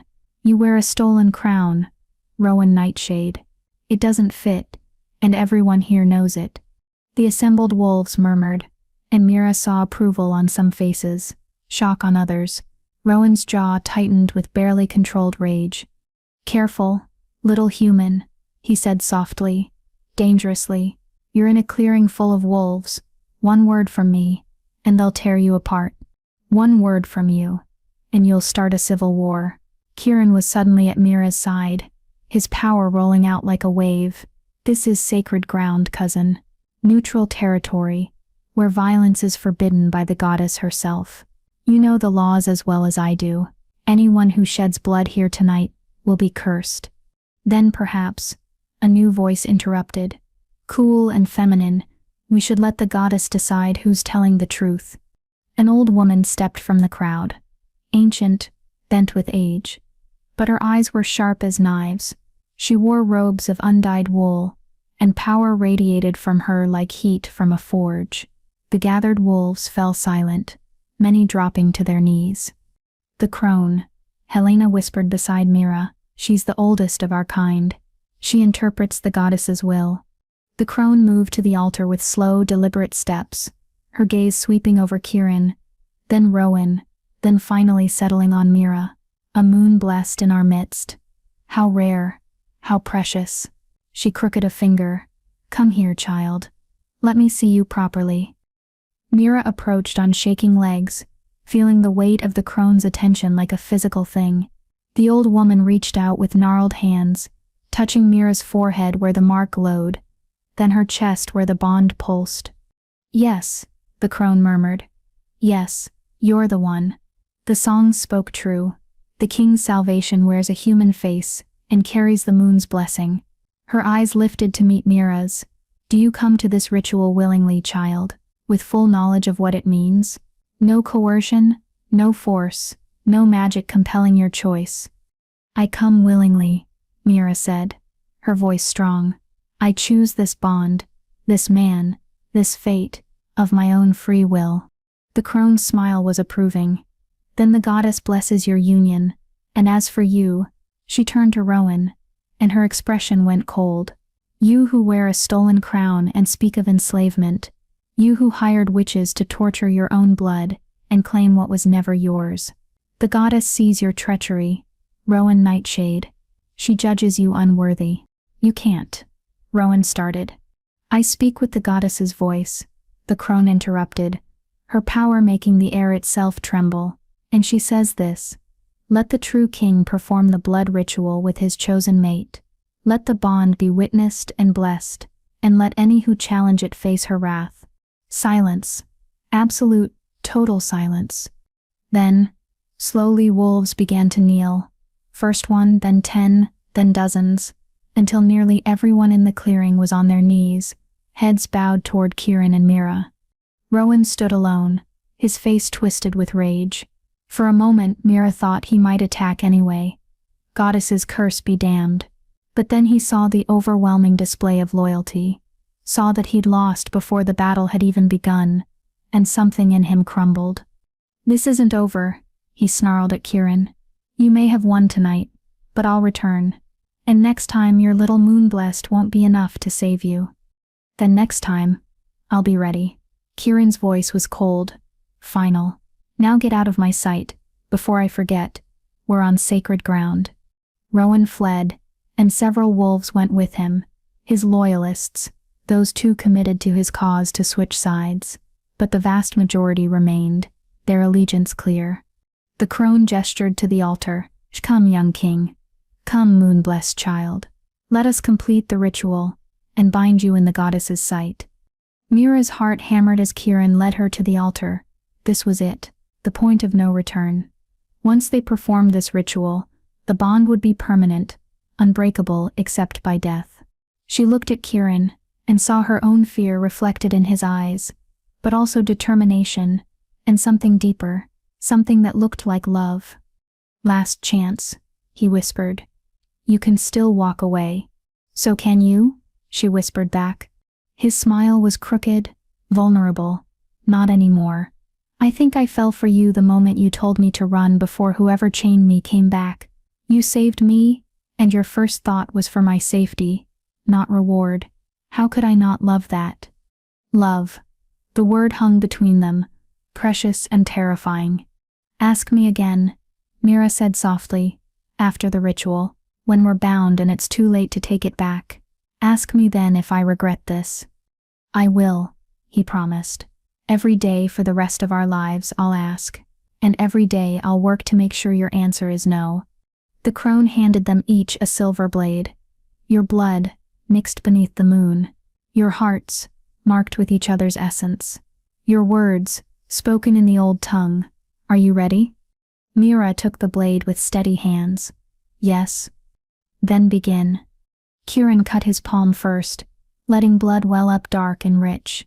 Mira did the same, her moon-blessed magic making the blood shimmer silver in the moonlight. They pressed their palms together, and power exploded between them, not painful, but overwhelming, like lightning and starlight, and every beautiful, terrifying thing in the world, condensed into a single moment. Repeat after me, the crone instructed, and began speaking in a language that sounded like wind through trees, like water over stones, like the first words ever spoken. Kieran repeated the phrases, his eyes never leaving Mira's. She echoed them, feeling each word settle into her bones, into the bond, weaving them together with threads that could never be broken. When the words were done, Kieran took his blood-marked hand and pressed it over Mira's heart, leaving a perfect handprint on her bare shoulder. She did the same to him, her smaller hand marking his chest. The moment their marks settled, the moon overhead flared brilliant white, so bright the entire clearing was illuminated like day. The bond in Mira's chest exploded with sensation, joy and recognition and completion and home, all of it crashing over her at once. She felt Kieran in ways she'd never imagined possible, his emotions, his thoughts, his very essence intertwined with hers. She felt his love for her, fierce and protective and genuine. She felt his fear that she would regret this, his determination to prove himself worthy, his absolute certainty that she was the best thing that had ever happened to him. And she felt her own heart responding, admitting what she'd been too afraid to acknowledge, that she loved him too, that somewhere between the chains in the court and the 3 nights by the fire, She'd fallen completely, irrevocably in love with an alpha king. The light faded, and Mira found herself in Kieran's arms, both of them shaking with the force of what had just happened. "It's done," the crone announced, satisfaction rich in her voice. "The bond is complete. Witness, all you gathered here, Kieran Nightshade, Alpha King of the Night Territory, and Mira of Thornwick, moon-blessed and true queen, are mated in the eyes of the goddess and the pack. Let no one separate what the moon has joined." The clearing erupted in howls, hundreds of wolves celebrating, the sound echoing through the forest like thunder. Kieran pulled back just enough to see Mira's face, his eyes searching hers. "Do you regret it?" he asked, his voice rough with emotion. "Tell me true, Mira. Now that it's done, now that you're bound to me forever, do you regret it?" She should. She should regret everything. The choice, the bond, the impossible situation she'd fallen into. But when she looked into his eyes, and felt the bond singing between them, felt his love and her own answering it, she found only one truth. "No," she whispered, and watched joy transform his face. "I don't regret it. I choose you, Kieran. Now and always. Bond or no bond. Magic or no magic. I choose you." His kiss was everything, desperate and gentle, claiming and giving, a promise sealed in moonlight and magic. The bond flared brilliant between them, and Mira felt herself falling into it, into him, into a future she'd never imagined, but suddenly couldn't live without. When they finally broke apart, the crone was smiling, and the assembled packs were still howling their approval. "Welcome home, my queen," Kieran murmured against her lips. "Welcome home." And for the first time since she'd freed a wolf from chains in a cursed forest, Mira felt like she truly had found home, not a place, but a person, not safety, but partnership, not a cage, but wings. She'd saved a king, and in return he'd given her a crown, a kingdom, and a love that would last forever. The girl from Thornwick Village had become a queen, and the story was only beginning. Chapter 8. The Queen's Choice. The week following the Moon Festival passed in a whirlwind of change that left Mira's head spinning.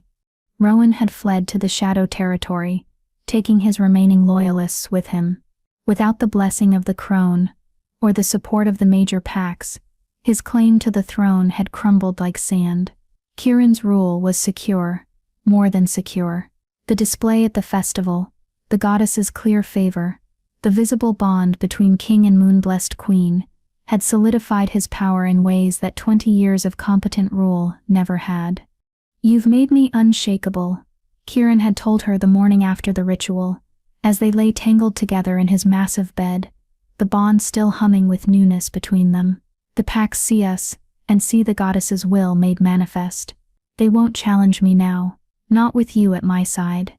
So I'm a political tool after all," Mira had teased, though there was no heat in it. "You're my heart," he'd corrected, pulling her closer. "The politics are just a convenient bonus." Now, a week later, Mira stood in the throne room of Shadow Peak Fortress, watching as representatives from all 5 territories came to formally pledge their loyalty to their king and queen. It should have been tedious, hours of ceremony and formal words, but Mira found herself fascinated by the process, by the intricate dance of pack politics and territorial alliances. "The Dawn Territory pledges 10,000 wolves to your banner, my king," Lord Aldrich said, kneeling before the throne. He was ancient, his hair more silver than black, but his eyes were sharp. "And we offer our congratulations on your mating. The goddess has blessed your union, and we are honored to serve." "Rise, Lord Aldrich." Kieran's voice carried the easy authority of someone born to rule. "Your loyalty is noted and valued. The Dawn Territory will always have a place of honor in my court." Aldrich stood, then turned to Mira with something like wonder in his eyes. "My queen, if I may, there's a girl in my pack, barely 15, who shows signs of being moon-blessed. She's untrained, frightened of her own power.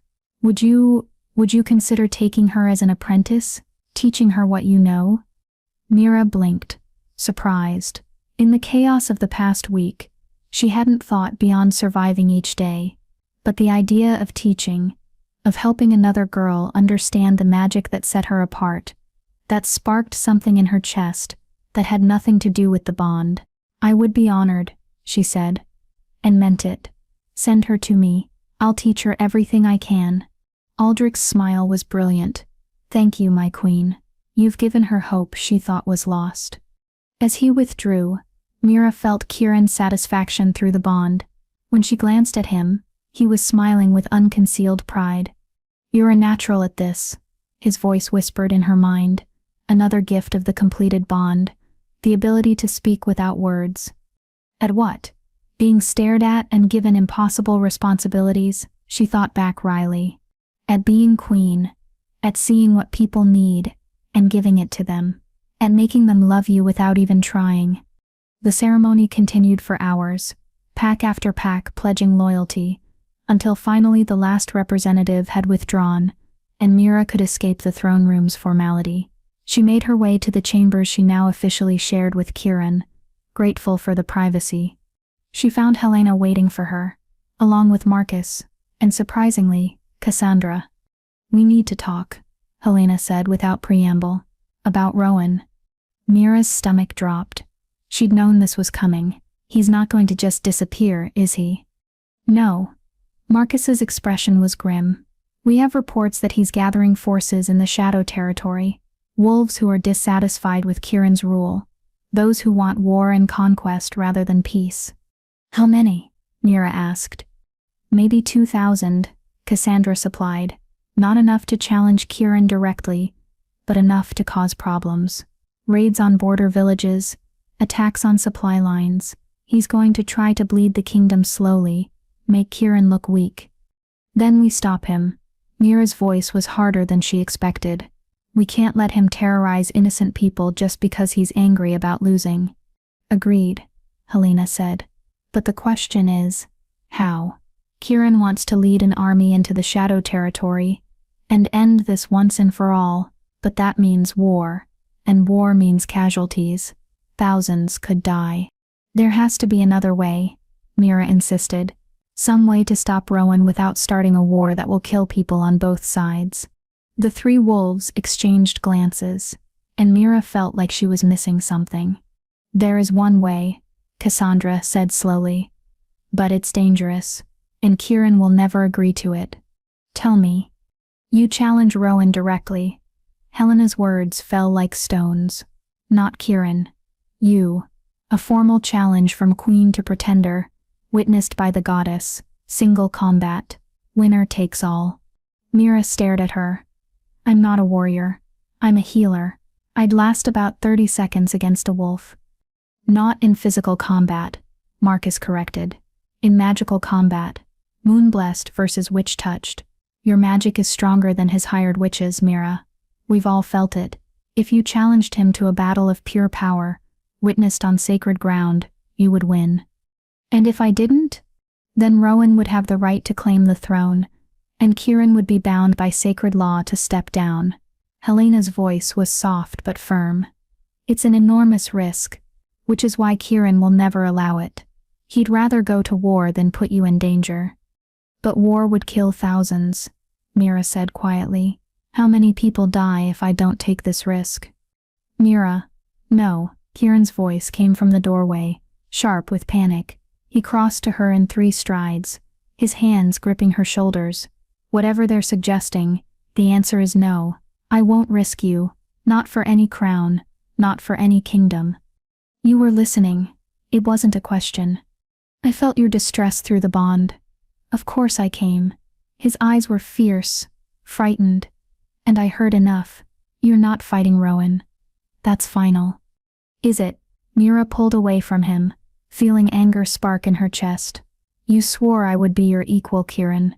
That means I get a say in decisions that affect the kingdom. Our kingdom. Not when those decisions involve you dying." "People are already dying." Mira's voice rose. "Villages are being raided. Families are being torn apart. How many more deaths before you decide my safety isn't worth the cost?" "Every single one," Kieran snarled, his wolf rising to the surface. I would let the entire kingdom burn before I risked losing you.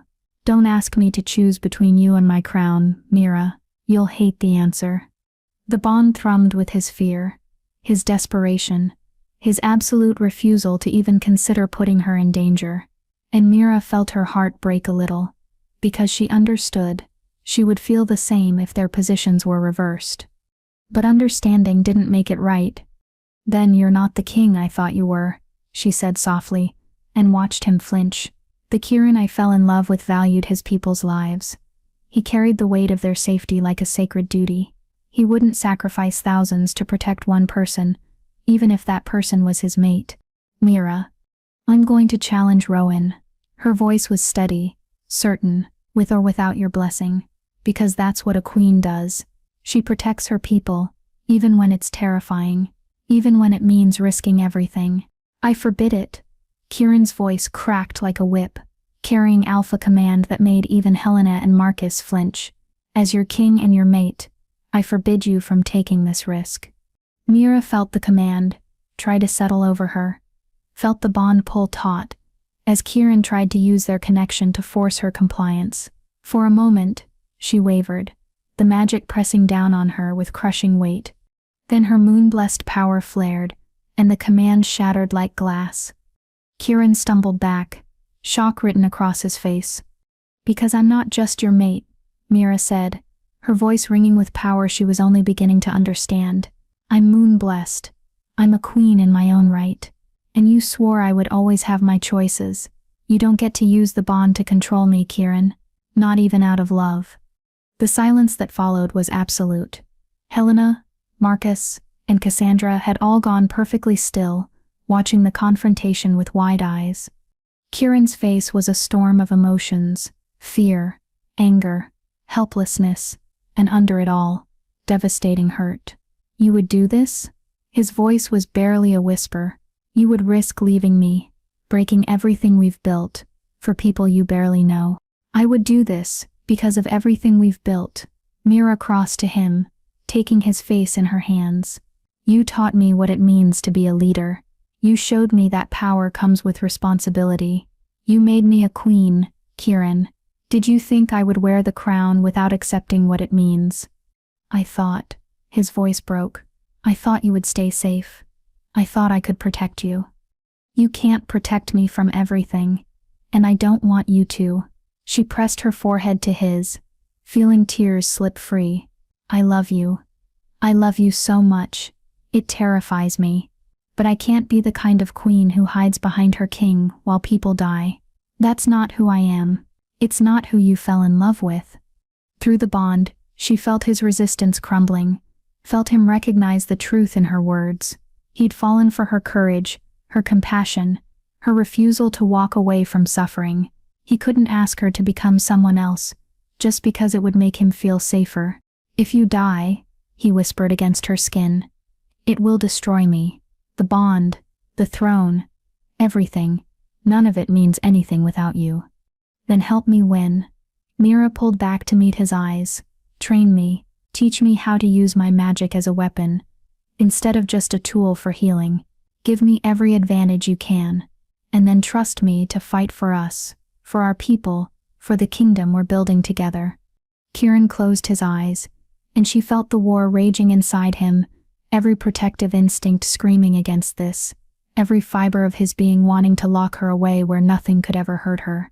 But stronger than the fear was his love for her, and his understanding that controlling her would break both of them.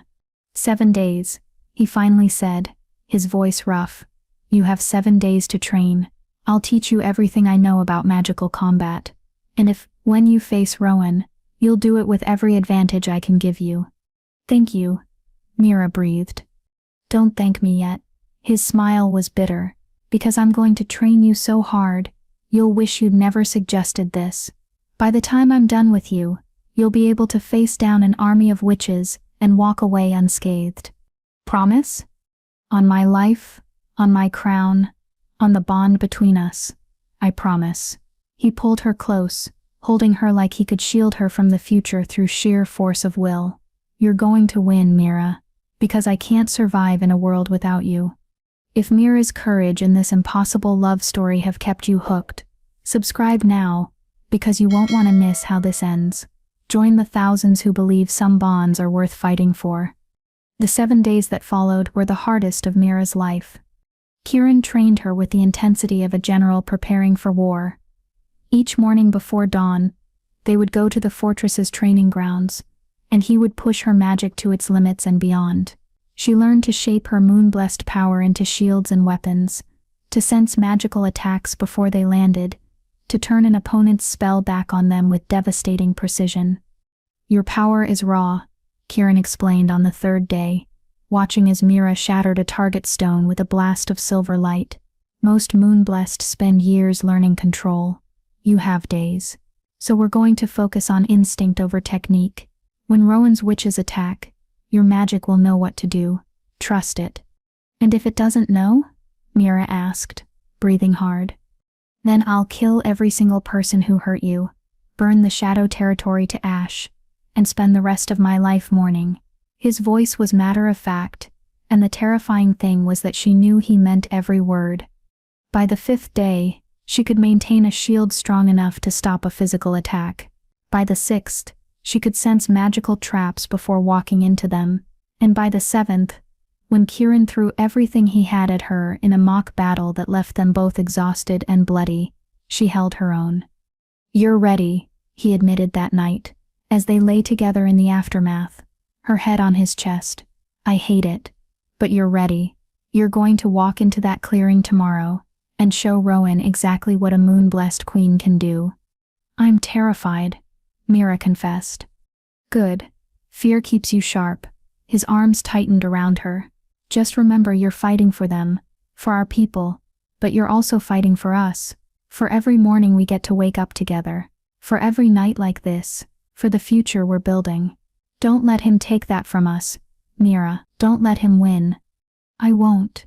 She turned to kiss him, pouring everything she felt into it, love and fear and determination and hope. "I promise you, Kieran, I'm coming back to you, always." The challenge took place at dawn, on the same sacred ground where they'd performed the blood ritual. Rowan was already there when they arrived, surrounded by his remaining loyalists and 3 witches whose eyes glowed sickly green with borrowed power. "So," Rowan drawled as Mira approached, "the little human queen has decided to play warrior. How touching, and how foolish." "Not foolish," Mira corrected, her voice carrying across the clearing. "Strategic. You want the throne, Rowan? Then fight me for it. Single combat, witnessed by the goddess, magical duel to submission or death. Do you accept?" Rowan's laugh was ugly. "I accept. And when I've killed you, when your precious mate is broken by grief, I'll take his throne and his kingdom. Everything he loves, I'll destroy. You can try." Mira stepped into the circle marked on the ground, feeling her magic rise in response. The moonstone in her circlet flared bright, and power flooded through her, not just her own, but something older, deeper. The goddess's blessing maybe, or just the strength that came from fighting for something worth dying for. The crone stepped forward to officiate, her ancient face grave. "Let all who witness know that this challenge is sacred and binding. The victor takes the crown.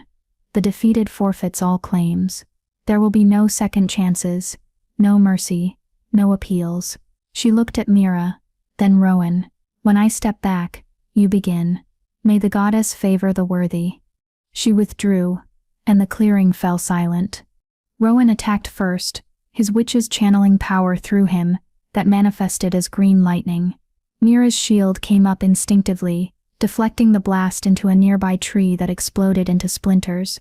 She retaliated with a wave of silver light that forced Rowan back 3 steps. They traded blows like that, for what felt like hours, but was probably only minutes. Rowan had power, the combined strength of 3 witches fueling his magic. But Mira had something stronger. She had purpose. She had love. She had a kingdom of people depending on her, and a mate whose heart beat in time with hers. She had everything to fight for, and that made her unstoppable. When Rowan's next attack came, a spell designed to rip the life force from her body, Mira didn't defend. Instead, she reached for the bond, for Kieran's strength and her own, and channeled everything she was into a single, devastating counterspell. Silver light exploded from her hands, so bright that everyone watching had to shield their eyes. It struck Rowan square in the chest, and he screamed, the witch's borrowed power burning away like paper in a fire. He fell to his knees, gasping, his eyes wide with disbelief. "Yield," Mira commanded, standing over him with power still crackling at her fingertips. "Yield, and I'll let you live. Keep fighting, and I'll end you." For a moment, she thought he might be stupid enough to try again. Then he saw the gathered wolves watching, saw his witches unconscious on the ground, saw that he had truly, finally lost. "I yield," he rasped. "The throne is yours." The clearing erupted in howls of triumph. Kieran was suddenly there, pulling Mira into his arms and spinning her around, his joy and relief flooding through the bond so strongly she could barely breathe. "You did it," he whispered fiercely. "My clever, brave, impossible mate. You saved us all." "We saved us," Mira corrected, clinging to him. "Together. Always together." The crone approached, her smile warm. "Well fought, young queen. The goddess is pleased." She turned to Rowan, her expression cooling. "You are banished from all 5 territories. Take your loyalists, and go. If you ever return, the curse of the goddess herself will strike you down." Rowan staggered to his feet, and for just a moment, Mira saw something in his eyes. Not quite remorse, but maybe the beginning of understanding. "You could have killed me," he said quietly. "Why didn't you?" "Because mercy is stronger than cruelty," Mira replied. "Because I'm not you, and because maybe, somewhere far from here, you'll learn that power isn't worth having if you have to destroy everyone to get it." He stared at her for a long moment, then nodded once, and turned away. His remaining followers, barely a dozen now, trailed after him, and Mira watched them go with a strange mix of pity and relief. "Is it really over?" she asked Kieran. "It's really over." He pressed his forehead to hers, his hands cupping her face with infinite gentleness. "You're safe. The kingdom is secure. We can finally just be what? Together, happy, whatever we want." His smile was brilliant, free of the weight he'd carried for so long. "You've given me peace, Mira. Real peace, for the first time in 20 years. How can I ever repay that?" "You already have." She kissed him softly, feeling the bond sing with contentment. "You gave me a crown, a kingdom, and a purpose I never knew I needed. You taught me to be brave. You showed me what love looks like when it's real and honest and worth fighting for." "Then we're even," he murmured, against her lips. "My queen, my mate, my heart." The wolves around them were celebrating, but Mira barely noticed. She was too focused on Kieran, on the bond between them, on the future spreading out ahead like an endless path of moonlight. She'd walked into a cursed forest to save her grandmother, and found a king in chains. She'd given her blood to free him, and bound herself to a destiny she never chose. But along the way, she'd fallen in love. She'd found her strength. She'd become someone she barely recognized, someone brave and powerful and capable of changing the world. The girl from Thornwick Village was gone. In her place stood a queen. 6 months later, Mira stood in her private garden, watching the sunset paint the sky in shades of amber and rose. The fortress had become home in ways she never expected, filled with laughter and purpose, and the endless work of ruling a kingdom. She'd taken 3 moon-blessed girls as apprentices, teaching them to control their power and understand their worth. She'd established healing houses in every major territory, places where the sick and injured could find care regardless of their pack status. She'd reformed laws that had been unjust, arbitrated disputes between territories, and slowly, carefully, turned the court of Night and Fang into something that resembled a true home rather than a battlefield.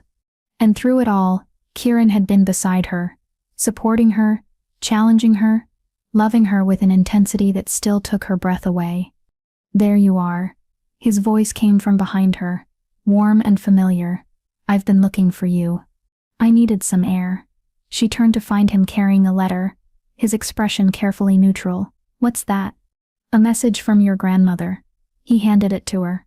"She's invited us to visit Thornwick. There's a festival in 2 weeks. She thought you might want to come home for it." Home. The word caught in Mira's throat. She'd been back to Thornwick twice since leaving, but always briefly, always with the weight of royal duty hanging over her.